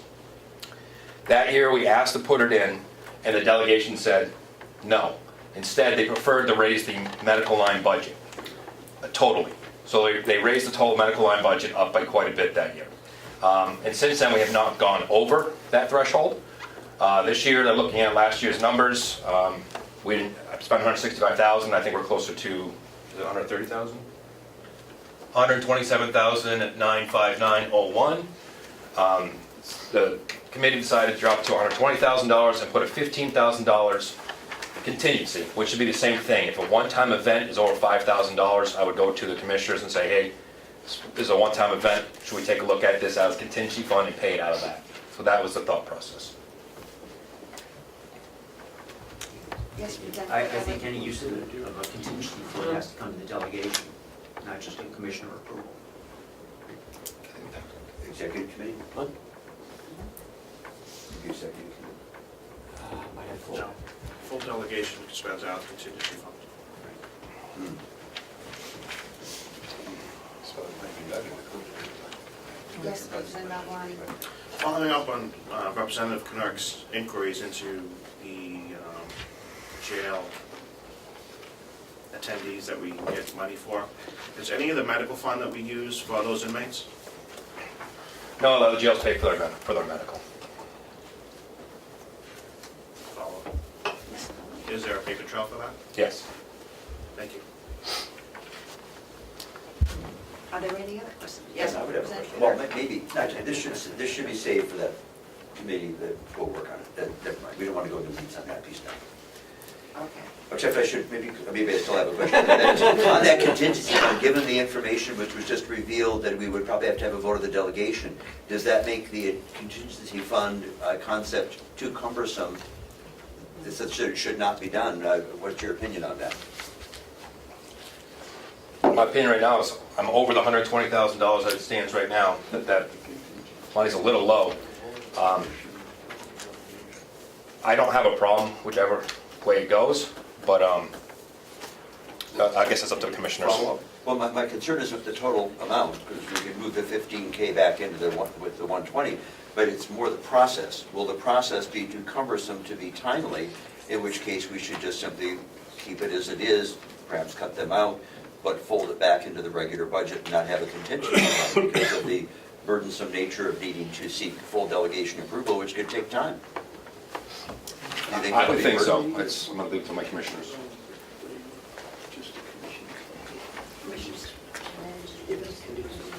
Do you have an answer to that? Well, my only thing is, if it were in a contingency fund, and he had a major medical expense, it's not something that has to be paid today.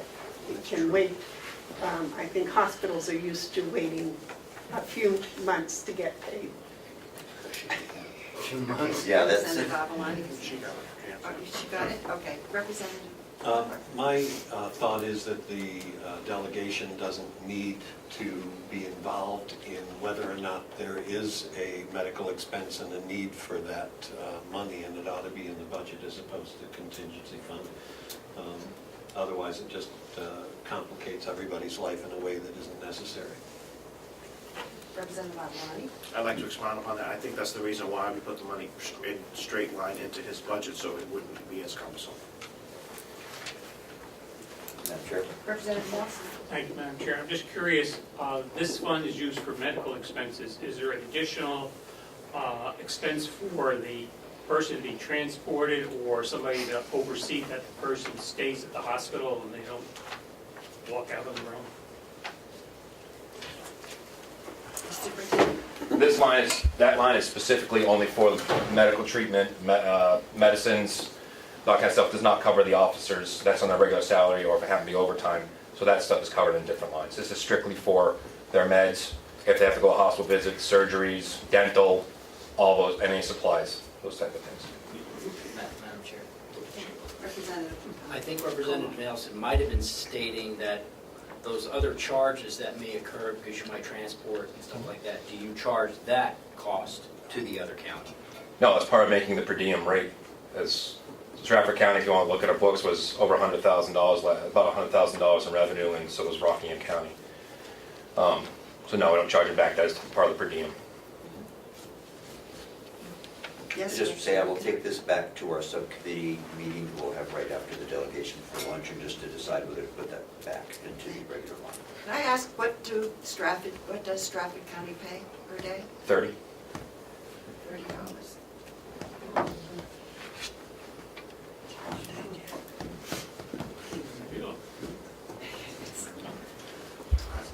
Okay. Yes, I think that's something the committee will look at. So, are there any other questions for the sheriff's budget? Okay. Representative Burrows. Thank you, Madam Chair. So this subcommittee met on the registry of deeds and the county attorney. We met on January 14th and the 25th. And I think that we completed the budget for the registry of deeds. We have, we went through it line by line, and we came up to a total of, well, first of all, the total revenue for the registry of deeds, $895,170, and the total expenses for the registry of deeds is $525,596. And so the registry of deeds has a net of $369,574 over their expenses. As you heard me ask the auditor earlier, we had a long discussion about the registry of deeds equipment account, which is funded separately by a surcharge, and it's restricted in what it can be used for. And so there was a lot of confusion about how it was incorporated into the general fund, into the revenue and expense part of the budget. And so we took it out completely. We took the $12,000 out of line 087, and we took the expense part, and we took the revenue out of line 040, $26,424, doesn't balance. And so the numbers that I gave you for a total exclude that, and we made a motion to put that into a completely separate account and under the oversight of the treasurer.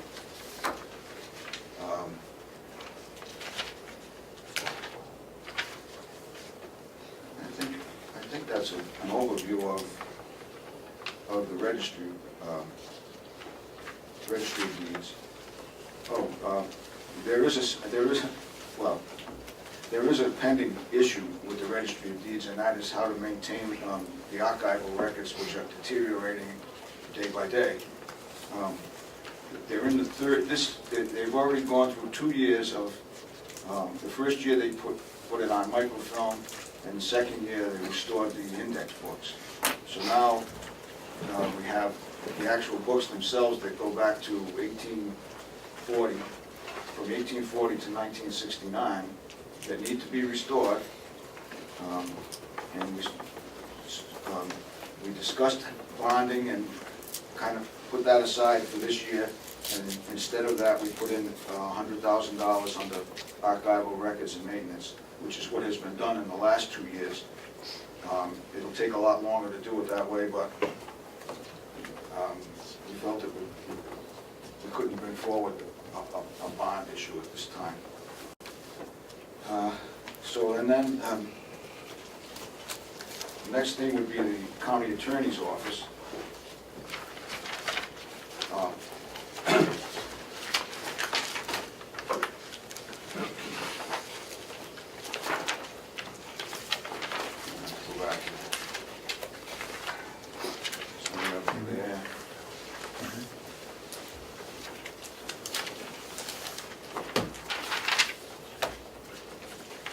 Well, the county attorney, first of all, has both the victim witness and the medical referee.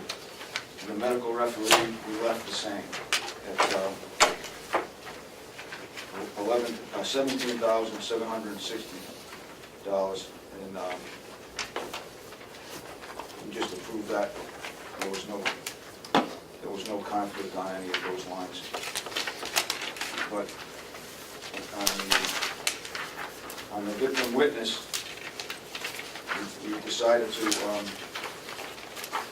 add another victim witness and apply for the grant. And so the total came up to $78,346 to do that. And that would give us two victim witness people.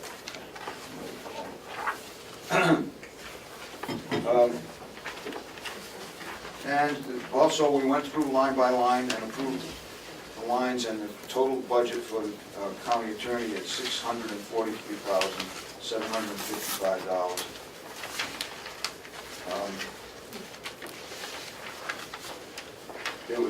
There's another issue that we need to meet on, however, in regards to a clothing allowance and mileage allowance. We heard from the county attorney that she's having a hard time holding on to her assistant attorneys because they can make a lot more money just going a few miles down the road. And so we decided that perhaps a clothing allowance and a mileage allowance would be justified. However, we need to meet again to decide exactly how it's going to be, whether it's going to be an accountable plan or a non-accountable plan, and that has to do with it either being declared compensation, which is subject to taxes, or an accountable plan, which is a direct reimbursement, which will not be subject to taxes. So we need to meet again to go over that. And I think that's a high-level overview of what we did. If there are questions. Yes, Representative Burrows. Thank you, Madam Chair. My question is this, in terms of the clothing and mileage allowance, seems to me something that isn't going to solve the problem of attracting new attorneys. So my question is, have you looked at the cost to the county in terms of not hiring more county attorneys?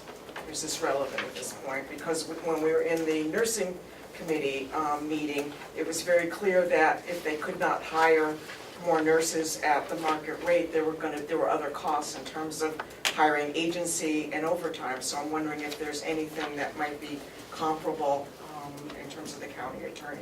Yes, so the county attorney testified that the normal caseload for an attorney is something like 60 or 80 cases, and her attorneys are currently all have over 140 cases each. So there's a lot more work going on there, and cutting back would only make it worse. No, I'm talking about adding. Well, she would like to add people, but Okay. we didn't add people in this. I'm sorry, follow up. Okay, so hypothetically, again, because I'm not real well versed in this, but I mean, is there potentially a cost, let's say, that more people are staying in jail longer because there are not attorneys to adjudicate the cases? I'm not sure if that's funny. Well, I don't know, I mean, when that happens, then they get released for not getting a speedy trial. So, I mean, we've run into that in past years, and she didn't bring that up so much as that, just the workload itself. Can I answer that? But she's down an attorney and has been unable to find anyone to fill the position. That's right. And one of the issues is we thought we would try to do something to at least make it more, for a new attorney coming in. And that being a prosecutor is very different than the preparation that many people have had. And so it's very difficult to find prosecuting attorneys with some experience. And she has an open position, and in over 2 months of advertising, she's getting no response at all. So that's why the huge overload. And it isn't just the cost. There comes a time when it becomes a legal situation if they're not meeting if they're doing such an overload that a malpractice, it becomes a malpractice issue. If they can't find, I don't know if there are temps in prosecutors. We didn't discuss that.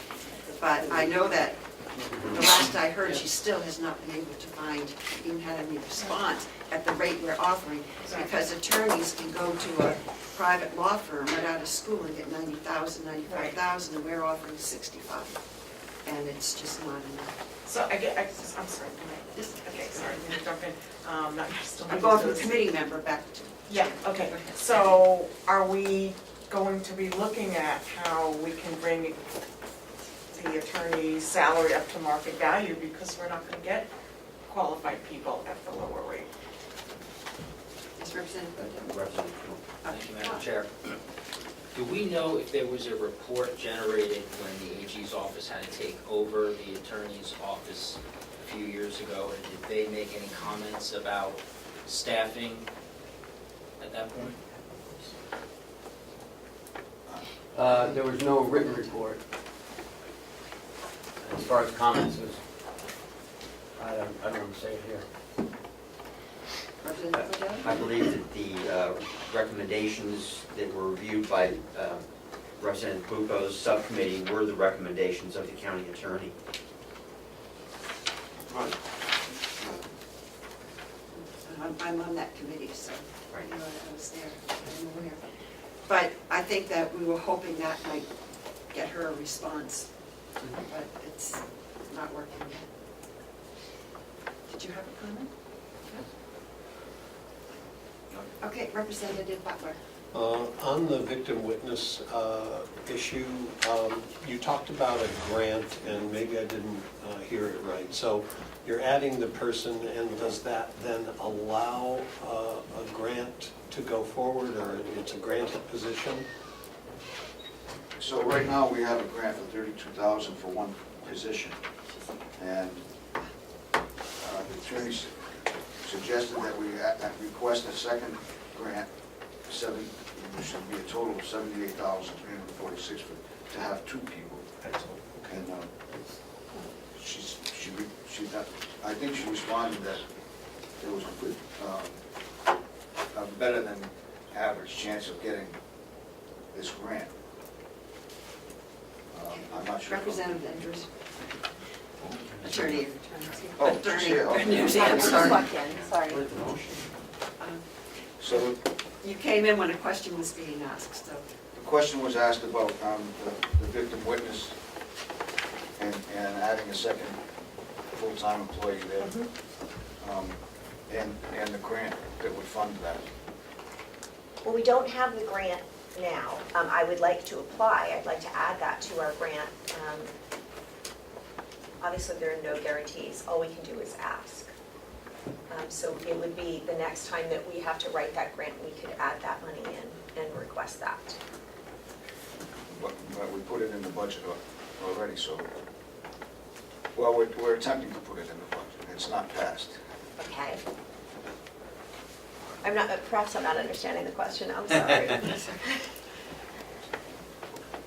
Well, I think the question is, are we going to hire this person before we get the grant, or is, are you going to go for the grant first, and then if we get it, then we'd hire the second person? The need is there now. I don't know how we continue at the same level of function without adding that person. So that's why we were adding the person, and then I'm going to try to get money for the grant. But I mean, at a certain point, we have to start making decisions about which victims we can serve and which ones we can't. We only have one person. We've right now got 500 open cases.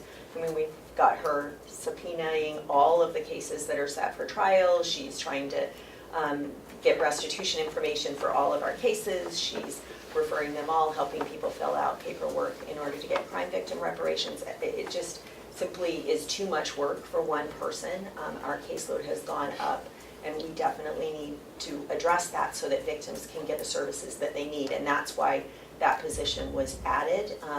It was, my understanding is when it was initially added at the commission level, the grant was not, it wasn't contingent on me getting grant money. The position was added, and then subsequently at subcommittee, I was asked whether or not we could try to get some grant to offset that, and I said I would absolutely try, but it's not a position, I mean, we need the position, whether it's grant funded or not.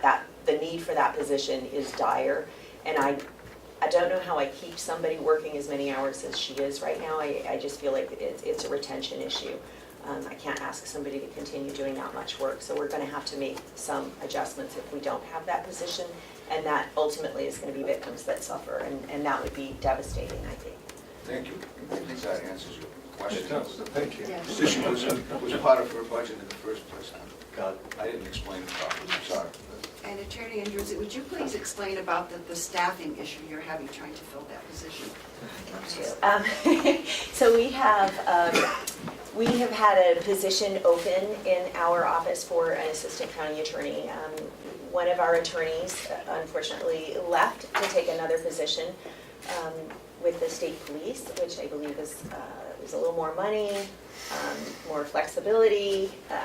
She also gets a vehicle, gets her commute, things like that. So, you know, I understand why she left. She's been with us for 2.5 years, and we were very sad to see her leave, but obviously your family has to come first.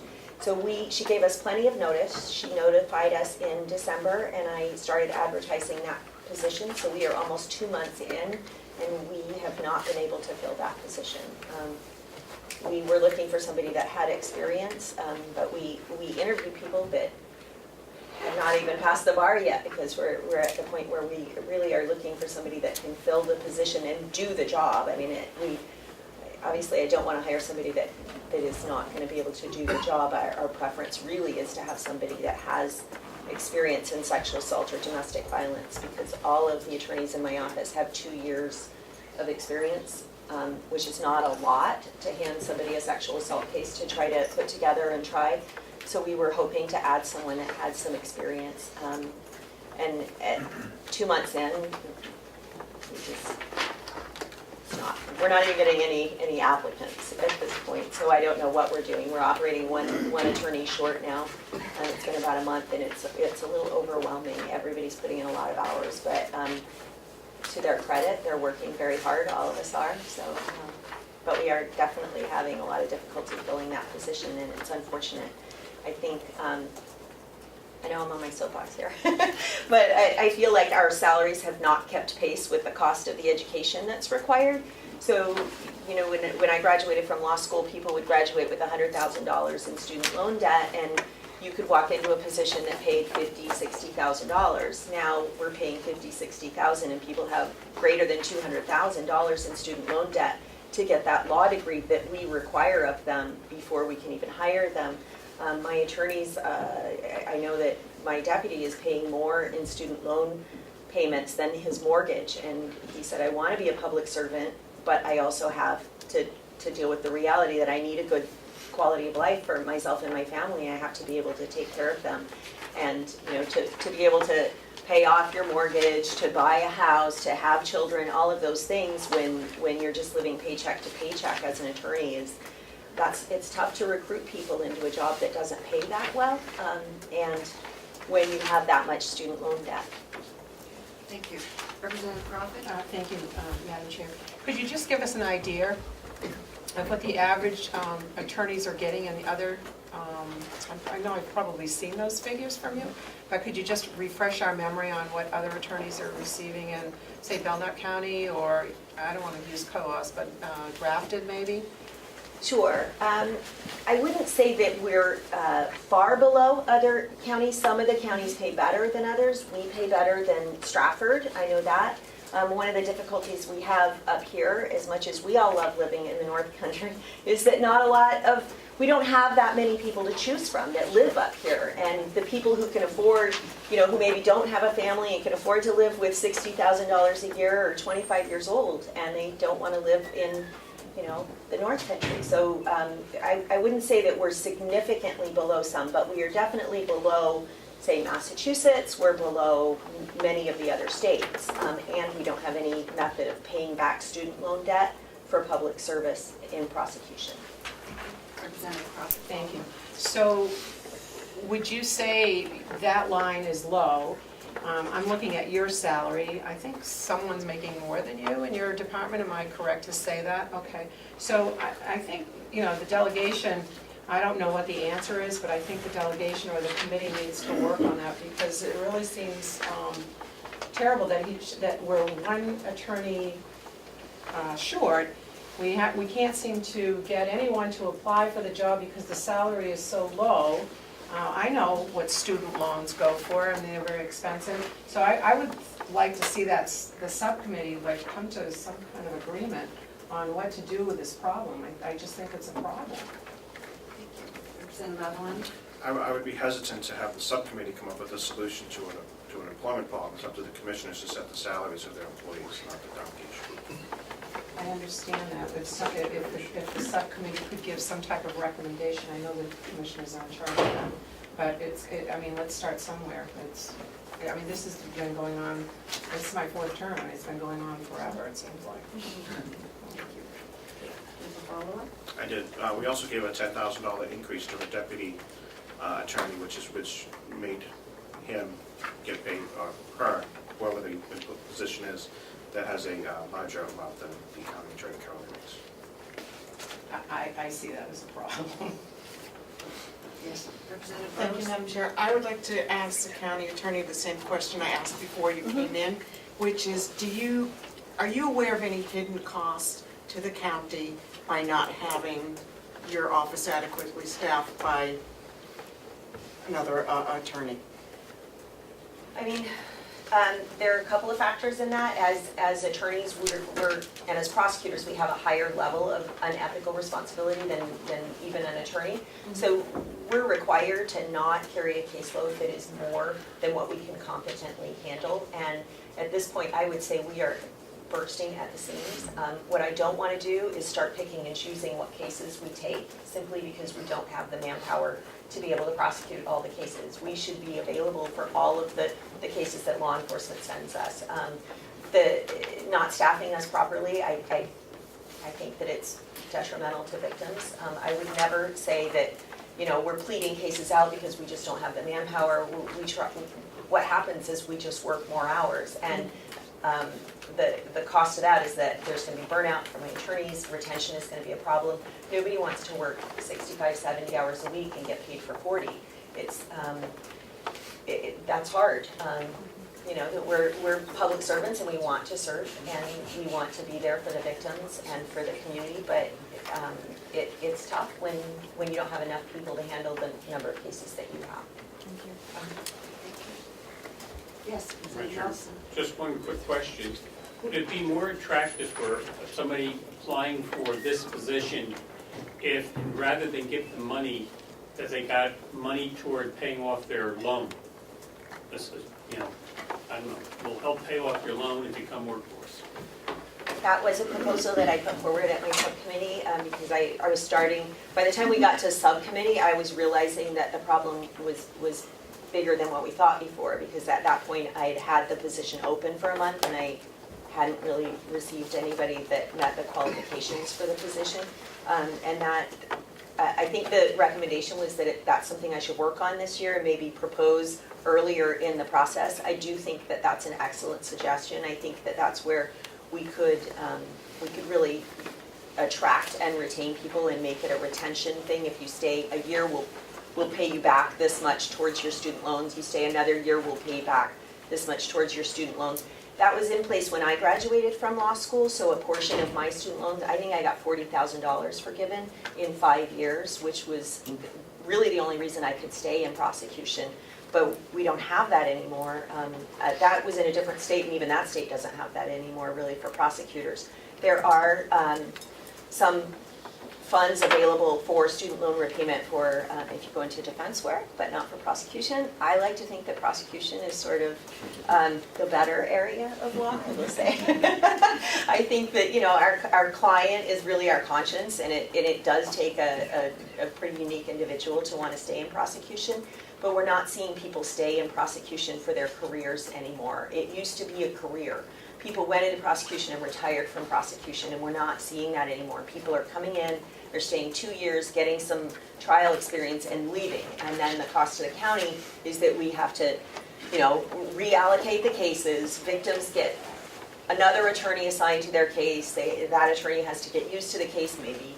You know, it's costs a lot of money to replace people, especially at the level of an attorney. I think that the studies show it's about 200% of that person's salary to replace them by the time it's all said and done. And that's expensive to the county. So I would like to retain people. I think that's great. That's a great way to do it. I apologize that I didn't see that earlier in the process. Thank you. I think we could probably have a lot of information we can take back to our committee. So, thank you. Are there any other comments? Okay, thank you very much. Welcome. Do you need me to stay? No, we're moving on to the next. Representative Marsh. Thank you. Multi-2 met twice. We met on January 18th. We met again this morning. All of our recommended changes to the budget from the first meeting are reflected in the worksheet, the 218 worksheet that we got before you. I was glad to give you all the changes we made this morning. If people would like, in light of the time, I'm not sure that we necessarily want that level of detail at the moment. But I would be prepared to do that if people would like that, and I'm sure they'll be reflected in the next budget worksheet. We also requested more information regarding plans going forward for the ACS system, and we were promised that that information would be provided. It is not needed to do the budget, it's just we need to fill it in. And with that, I'll be yours. Are there any questions? Let's see, we're getting hungry. Okay, thank you. That is the end of the committees. I am not sure if all of the committee clerks have turned in their minutes. I think it's something we probably should get out to everybody. If you do that, I would appreciate it. The next item on the agenda is the approval of the delegation handbook draft. It's been passed out. This is the project that Melissa had worked on, researching RSAs, and Susan took to the next step in giving us the handbook in digital format that we can just touch a button. It brings us right to the full RSAs, which is a wonderful gift to us. Thank you.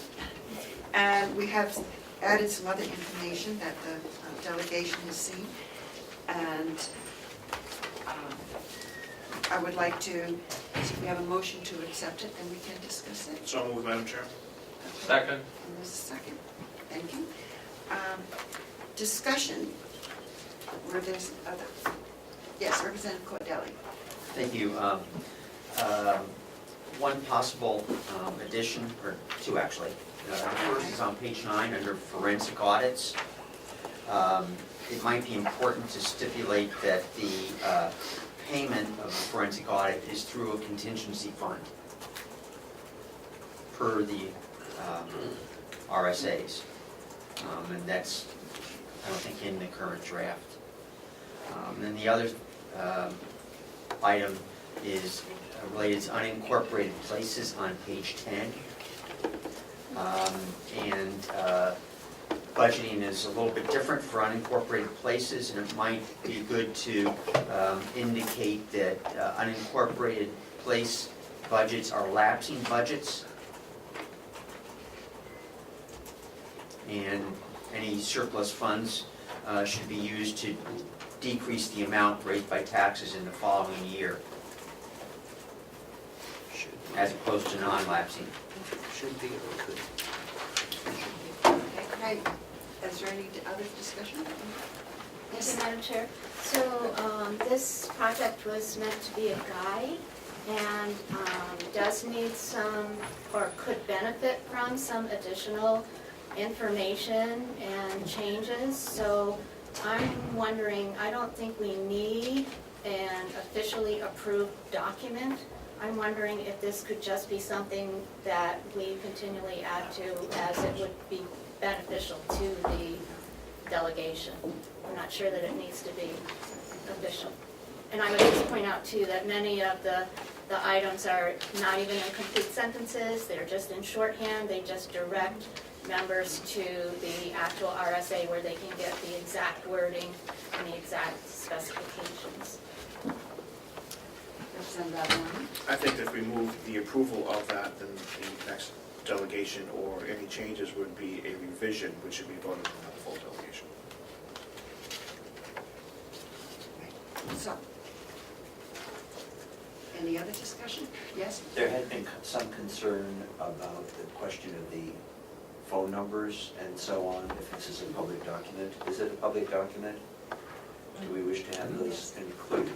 Well, that is a question, and I had made myself a couple of notes that I think that we probably should include in it a list of the delegation that, and our official phone numbers and contact information, perhaps our legislative email addresses.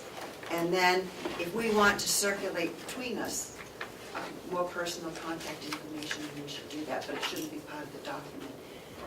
And I also had thought about the contact information for our county administrators and department heads. Those names would obviously have to be changed as well, so I'm wondering if we shouldn't include those as part of the official document, but something that we pass out to people, because that, even our names are going to change with elections, as the commissioners will change with elections, and they shouldn't have to re-vote every time. That might be something that's an informal, something we pass out just to each other to have. And if we want to keep it with our document, fine. But that's just, yes? I think if the position is identified, which we just take Superintendent Henry, if we just have Superintendent of Jail and have their contact number, we wouldn't have to necessarily change the name, because employees do have certain rights and privileges under the laws. That's what I was saying. We leave off the name and just put official contacts. So Madam Chair, I would say that we've already brought up reasons why we should not adopt this handbook as it stands now as our official handbook, because we can see it already needs revisions. Can I ask if people see revisions, if you get them to me? Because I would like to put this to bed. We've been working on this for a couple of months. Or just leave it as an informal document.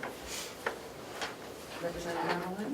It's up to the chair. I mean, there is a motion on the floor to accept, and thank you for letting me speak.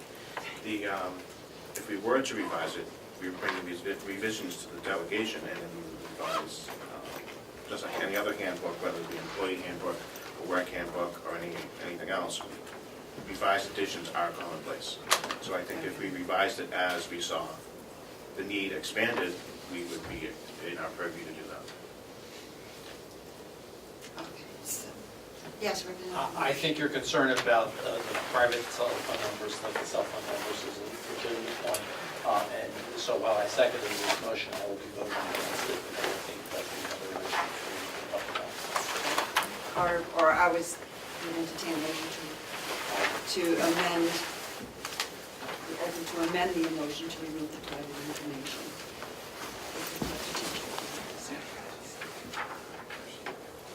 Yes. Thank you, Madam Chair.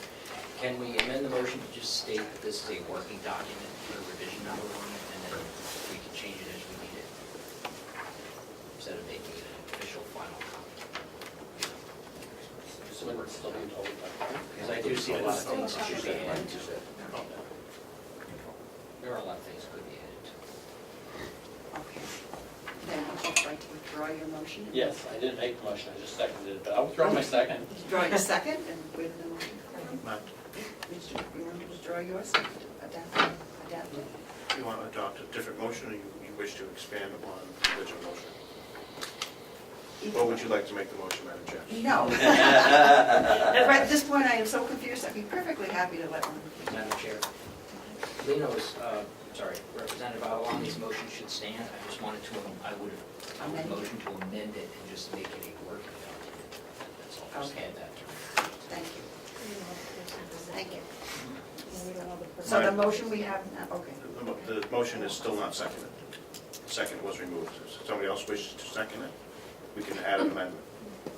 Okay, Representative Nelson said he will second it. And then you would like to add the amendment?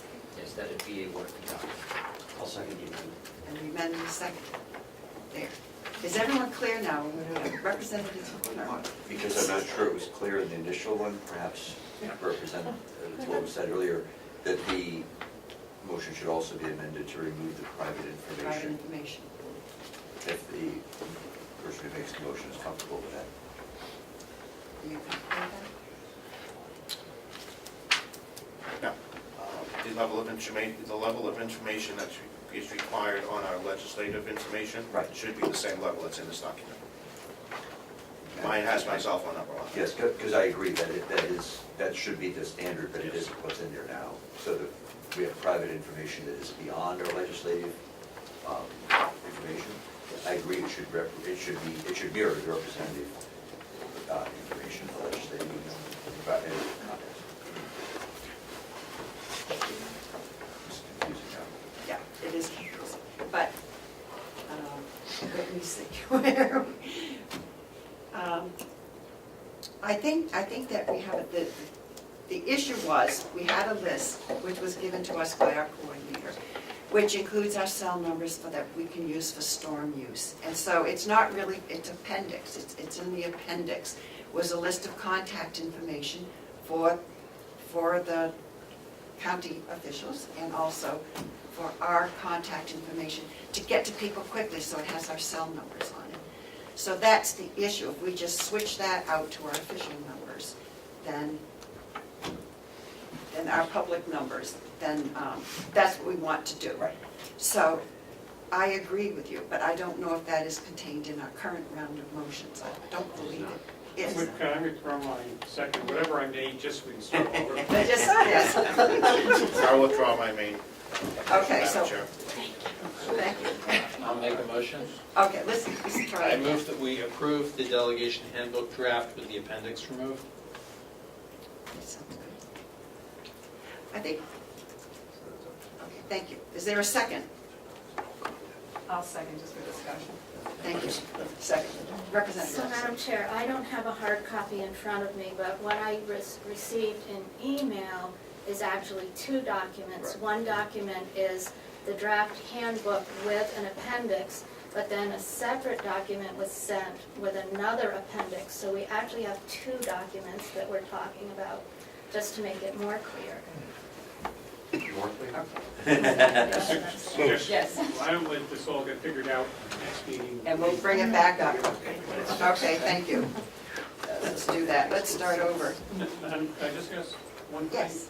I want to thank all those that worked on this. Oh, yeah. For the time that they've done. It's really did a good job. It's been really helpful. It is, it's a good And document. thank you, Madam Chair, but I would just point out before we go on that there was a motion that was moved and seconded, I believe. So we need to just withdraw dispose those. of that. I thought Representative Babalani withdrew his motion. You did? I can withdraw the Okay. other. I withdraw the second. Okay, we're all withdrawn? Okay. We will get this done next time. Thank you very much. I think we're all getting tired. Yes. Madam Chair, I move to table the handbook until our next meeting. Second. Okay. Thank you. I think table, but there is no discussion. All those who approve say aye. Aye. Nay? Any nays? No, I'm not seeing any. Okay, the next item on the agenda, it was the delegation coordinator position description. And we received, we had started as a job description, and we received information through the auditors that due for different tax reasons, that it should be a contract. So I sent out a copy of the job description moved into contract language, the delegation. And I'd appreciate a motion to accept it so we can open the discussion. Motion to accept, Madam Chair? Second. Second, thank you. So discussion. So, yes. Might I inquire of the delegation coordinator? Yes. Should we go on to this? No, it's been reworked several times in the communication with the chair, and I don't see any issues that jump out at me at all. The one thing that I questioned this morning was, because it's changed from a position description to a contract, should it include some language as to compensation, or?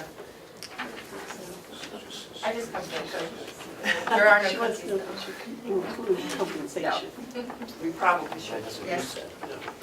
Madam Chair, given the fact that this has become a contract between a coordinator and a employment agent and somebody that's going to be employing her, there needs to be definitely an hourly wage in here, how it is going to be paid, who's going to be paying it, and expectations if there is a determination of this contract, how long this contract is going to be, and things like that. If this is actually going to be a real employment contract, I think there needs to be some more work on that as well. Yes? Madam Chair, I would just add that should there be something in there about cap on hours or amount of money? Okay. Yes? Yes. Thank you. Representative Cordelli. I would think that this should be an annual contract, one-year contract, coincide with the budget. But if we are going to add compensation information, should we look at, there are different duties and functions on here. Should there be different compensation rates for some of these functions?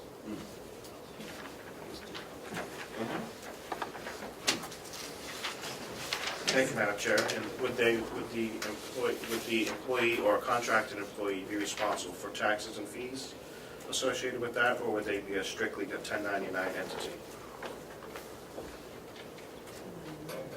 1099 if they're a contract. Yeah, their contract, they do their own taxes. Well, it should be stated in here. Okay. Anything else? I'm not 100% sure if this is covered or not, and I'm not sure how to handle it, but some meetings might last 20 minutes and some might last 8 hours, so you want to just look at what the compensation structure is, whether it accommodates that range. Perhaps the best thing would be to limit the length of our meetings. Yes. Basically, that I mean, you can share what the current rate has been, and we were working from the current agreement, and we just found out days ago that this should be a contract, so it's changing. But I wanted to bring it up so I could get response from people, which I was not getting in sending it out. So thank you, this is working very well. So,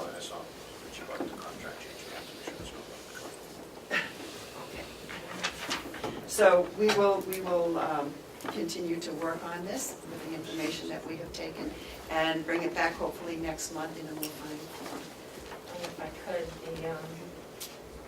it was July 2nd, 2018, when the former delegation voted to appoint myself as the delegation coordinator and set the compensation rate for the last delegation, pre-contract. But just for reference, if anyone wants, it's July 2nd, 2018. Yes, Representative. Madam Chair, move to table the delegation coordinator to our next meeting. Thank you. You're welcome. Second. Second. The Okay. contract meeting. Thank you. All those in favor? Aye. Okay, thank you. This does work. Everybody's ready to go home. Oh, there's two other. Yes. I am looking to see, is there anything else that you would like to bring before the meeting? Yes. We need to formalize the Siemens interest rate. Oh, that's right. Oh, You yes. got that information. We did. Good job. Okay, do we have the proper language now? We do.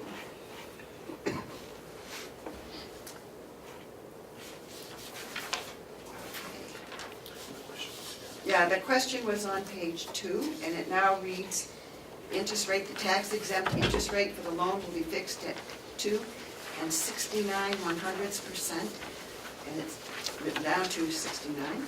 For the duration of the note, this rate will be locked for 60 days from the date of this bid proposal letter, which was January 18th, 2019. So, Madam Chairman, I move the interest rate change and the corresponding interest payments as well. okay, is there a second? Unless you need a different motion.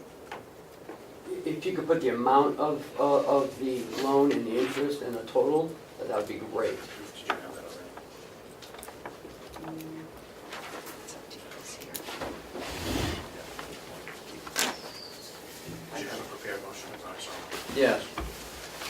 You have a prepared motion? Yes, it's right. I thought I saw it, too. Yeah, I thought I saw it too. A little blur. Yeah. Got a lot of paper out since then. So much paper. Yeah. 6 reams of paper.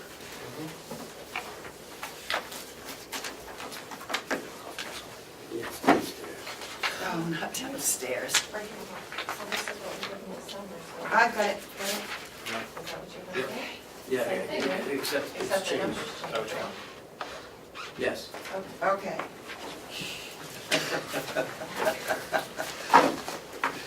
I've lost 4 pounds. Madam Chair, I move that the Carroll County Convention 1 approve the capital lease cost items reflected in the proposed Siemens Performance Energy contract and the Bank of New Hampshire financing proposal at 2.69%, and authorize the commissioners to enter into all necessary transactions associated with such items. The proposed transactions require principal and interest of $3,443,264.00 and interest $903,877.81 respectively, for a cost item total of $4,347,141.81 repaid over a period of 17 years.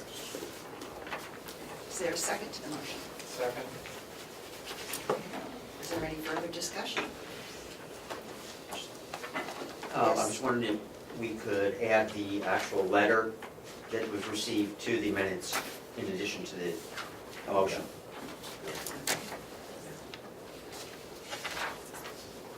Is there any other discussion?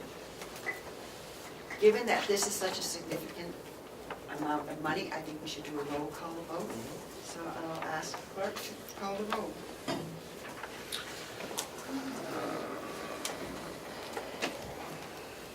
Representative Ticehurst. Yes. Myself is yes. Representative Bucco. No? Representative Burrows. Yes. Representative Butler is gone. Representative Comeau. No. Representative Cordelli. Yes. Representative Crawford. Yes. Representative Knirk. Yes. Representative MacDonald. Yes. Representative Marsh. Yes. Representative Nelson. No. And the chair. Yes.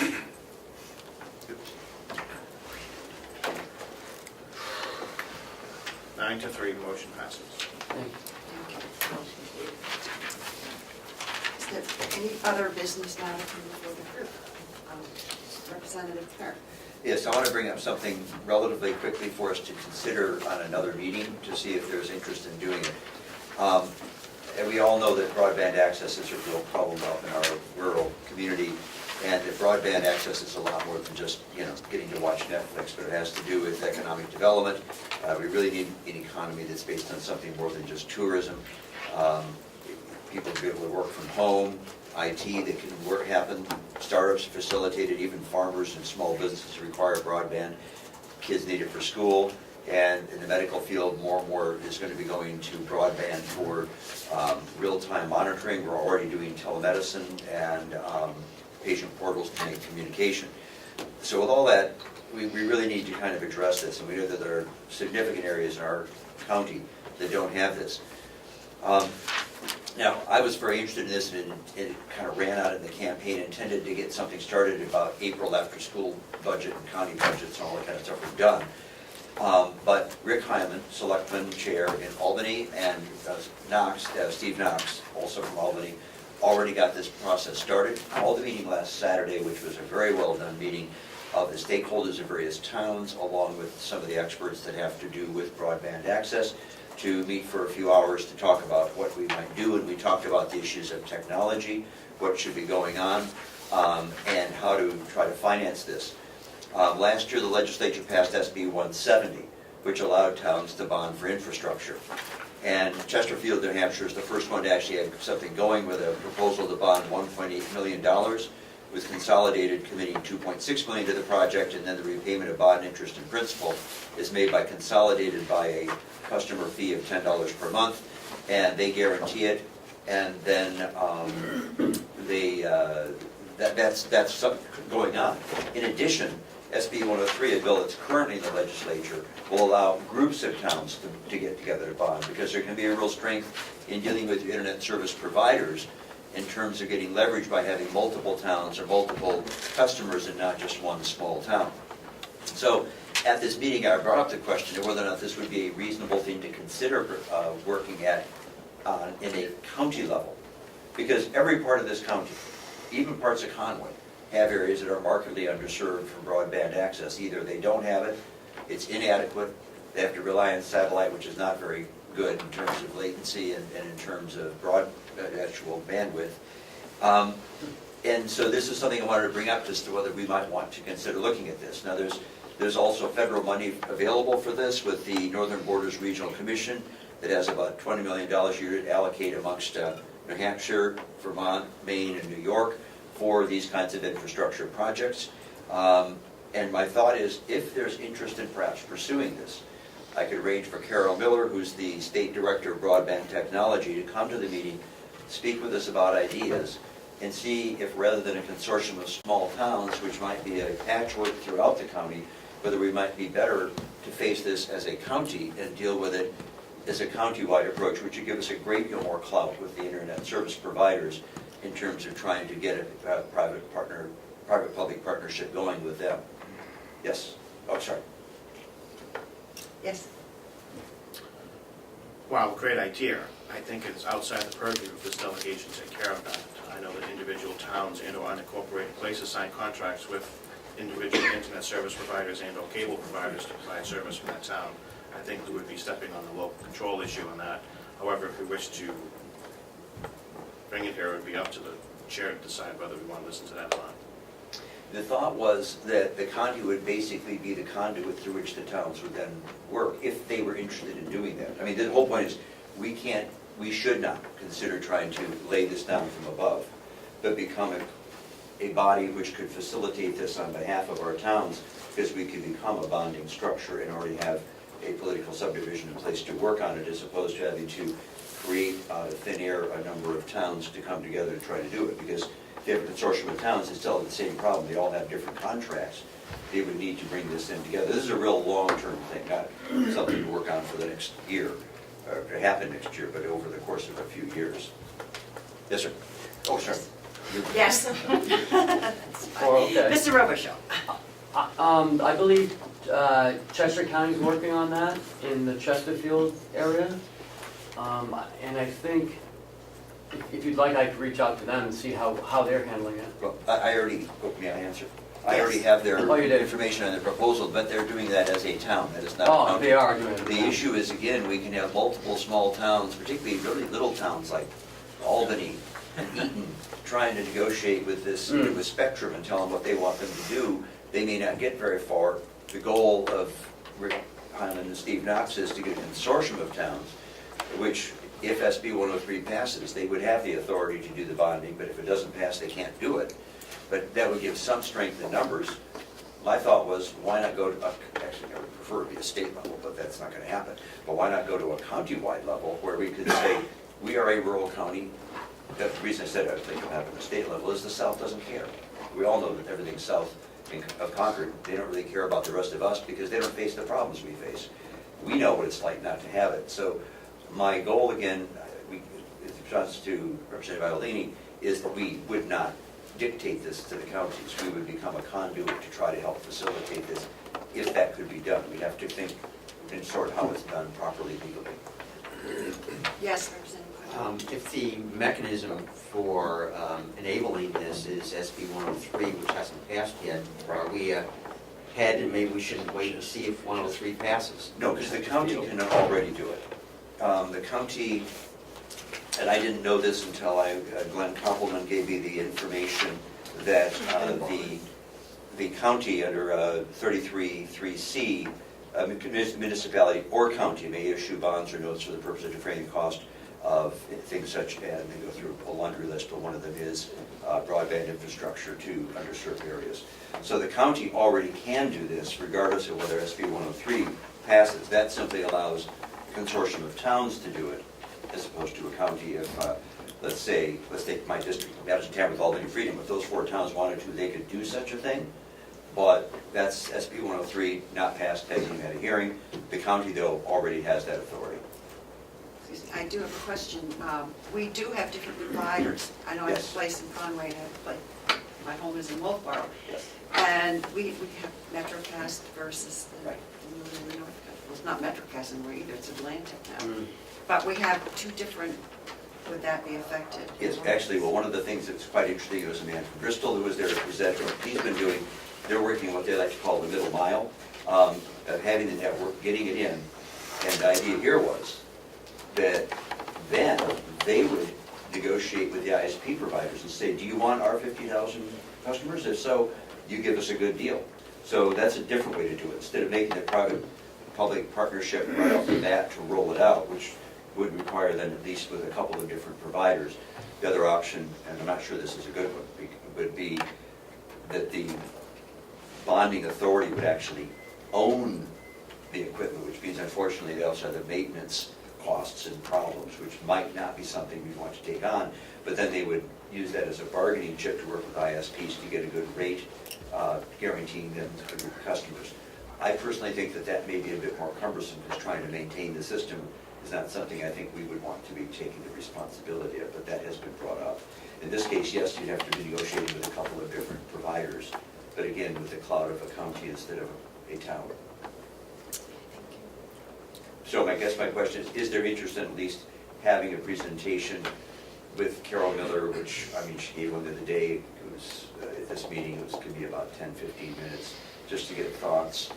And we could certainly get the Glenn Koppelman from the North Country Council down again, because he knows all the issues about the financing and bonding of it. Would the least bit interested in this? Representative Bucco? Well, thank you, Madam Chair. I just wanted to remind everyone that the University Extension is providing a lunch next door and a presentation on 4-H and community development. Well, that's why I don't want to go any further, just to know if people want me to set it up. Or if you're not sure, I'll just set it up. I'm not sure, you referring they might want to feed us lunch and do the presentation? Yeah, they're going to feed us lunch. Gotta go. Pardon? Are you asking me? Yes. Oh. Or are you saying that we need to finish? I'm not sure Oh, I what just you're don't going want to on. wrap up. I don't want to go on forever with this, I just want to bring it up. Okay, yes, yes, Representative Avalon. Just a point of order, Madam Chair. If you set the agenda, so if you wish to have this heard before the delegation, it would be within your Okay. purview to set it up. Okay, well, we will talk about it further. Representative, Mr. Chandler, Madam you Chair, I wanted to recognize speak. that I I'm just the have only one thing quick between thing you and the wonderful lunch that Chris Delisle is preparing for you. A few weeks ago, we received notice from Centers of Medicare and Medicaid that we are a 5-star facility across the state. And that doesn't happen by accident. You know, and I've already thanked the business staff and the commissioners, but without the funding and support of the delegation, it wouldn't happen either. We recognized our staff with commemorative pins, which I would now like to distribute to you as being our partner in the success. You also take pride that our nursing home is now one of the top 10% in the country. Mind that these pins come out. They came out of actually donations It came out of delegation. from resident families. So you did not pay the $1.46 a piece. There was no appropriation. Thank you. No appropriations were involved in the distribution of this. I just have one more quick thing I would like to bring up before the delegation. It will really only take a couple of minutes, I hope.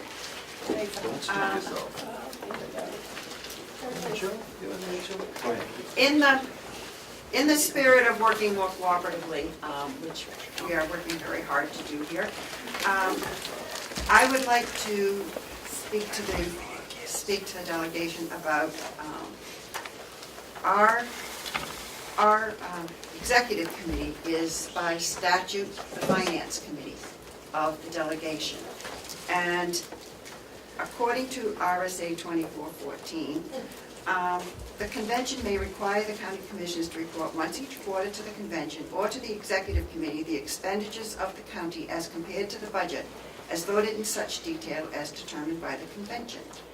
Which, another part that I'm going to read now, I'm going to put in because a lot of you know that I have put a couple of bills in. One, they were bipartisan bills from some people in this group, and I'm not going to get into the argument. You're free to disagree and vote however you want at the county, at the state. But it already exists in RSA 2414. The county convention may require that the county commissioners obtain written authority from the executive committee before transferring any appropriation or part thereof under RSA 2415. So however that vote goes, we still have the right within this group, this body, to still continue to provide fiscal oversight and to review any transfers. So back to the first part, the reason I want the Finance Committee is I think that our relationships would be more positive if we met on a regular basis, like quarterly, and look at the budget and how it's going, the differences between line items, where there are overages, where things are going under, and just talk about them to make at least a group of us aware of what's happening in the county and proactively be able to step up. I find that the way we have been doing the approvals of the transfers is confusing. I'm concerned that sometimes when I look at the transfers, sometimes they're between departments and the sending department doesn't necessarily know that the money has been moved from their line items to the others, which leaves them open to overspending because they are not aware that some of their numbers might be different. I just feel that a more global monitoring of what's going on might be healthier for all of us so we can communicate and understand what's happening. And I think, and I know that, I'm sorry, the executive committee means more meetings for us, but I would like to do that, and then when we bring it through on a regular basis to the full delegation, which I think in the past we've done partway through the year and then we do it at the end of the year, that we would be more aware and provide a more positive way of oversight than what I see this procedure has been doing. So, yes, Senator Marsh. Yes, and I would agree with that. I also think that these reviews need to include a comparison of prior year-to-date versus current actuals as far as expenditures are concerned, to eliminate seasonality from the comparison. And Ken knows that I felt that way because I've said this to him several times. Yes, Representative Cordelli. I disagree strongly in that the delegation, since I've been here, has been meeting on a quarterly basis to review the quarterly expenditures and revenues. I think that is a vital process. It should be the entire delegation. It is that important. Our responsibility is the county budget. As a delegation, as a convention, it should be everybody involved in that, not just the small executive branch, executive committee. And secondly, in terms of the transfers, I think our transfer process and oversight works well. I think it's the internal county process of transfers that is broken. And you have seen now transfers coming, it's as of today, February 12th, transfers for 2018 funds. And I think that there are reasons for it, and I think that the internal process is broken. As you said, Madam Chair, sending departments don't know what's going on, and department heads are not bringing forward the transfer requests as mandated by law. I think the process is broken internally, not when it comes to this delegation. Thank you, Madam Chair. Was it your intention that there would be no reduction in the amount of oversight or information given to the delegation, but that the executive committee would do some extra work looking into systems and processes? Yes. I'm not trying to set, I don't remember, I was only in here a year and a half, how frequently we were meeting and going to line items. I'm not taking away from what the delegation does. I just feel that if we had a finance committee, we could do a deeper dive and understand more about what's happening than when we all try to sit here and go through the whole thing. We can go through looking at where there are differences and to work together with the commissioners and the administration to, if we have issues or questions, rather than when we're in a large group. Yes? First off, I resent Representative Cordelli's statement that he knows that no department head has brought anything forward. I meet with every department head. They tell me where they want the money to go or come from. I have never just taken money out of someone's budget. If he would sit down and maybe talk to me and ask me a question, as opposed to just telling me that what he knows. That he doesn't know, and most of my department heads are here, and they will tell you that they sit down with me and we go over each transfer. So to say that it's broken, it's not broken. We follow the law, and that's what we do. And if you want to do something better, great. I'm all for it. Thank you. Are there any other questions or comments? Okay, I think that the luncheon people are waiting for us as well. But I would just like to, but I have a motion to just activate the finance committee to look into issues as they arise. I don't think you need a motion. I don't need a motion, I can just do it? I'll entertain a motion to adjourn. Can I ask a procedural question? We don't have to do that. No. That was my question when you opened the meeting. Did you Oh. put it in the No, we didn't. No, I just opened the meeting. So, No. and I'm sorry. I thought we said that we didn't have to do the in and out of convention anymore. Just opening the meeting is as the convention and doing We're everything. as We the did not do convention, that. and we Okay. leave it as the So convention. it doesn't have to be said at the beginning. Okay, thank you for the new process. Make sure we use the terminology, determine that first. Madam Chair, I move that we adjourn this meeting of the Carroll County Convention. Thank you. All those in favor? Aye. And don't forget the lunch. So again, Sheriff, jail, he's, let's meet right over with Carol for about 5 minutes.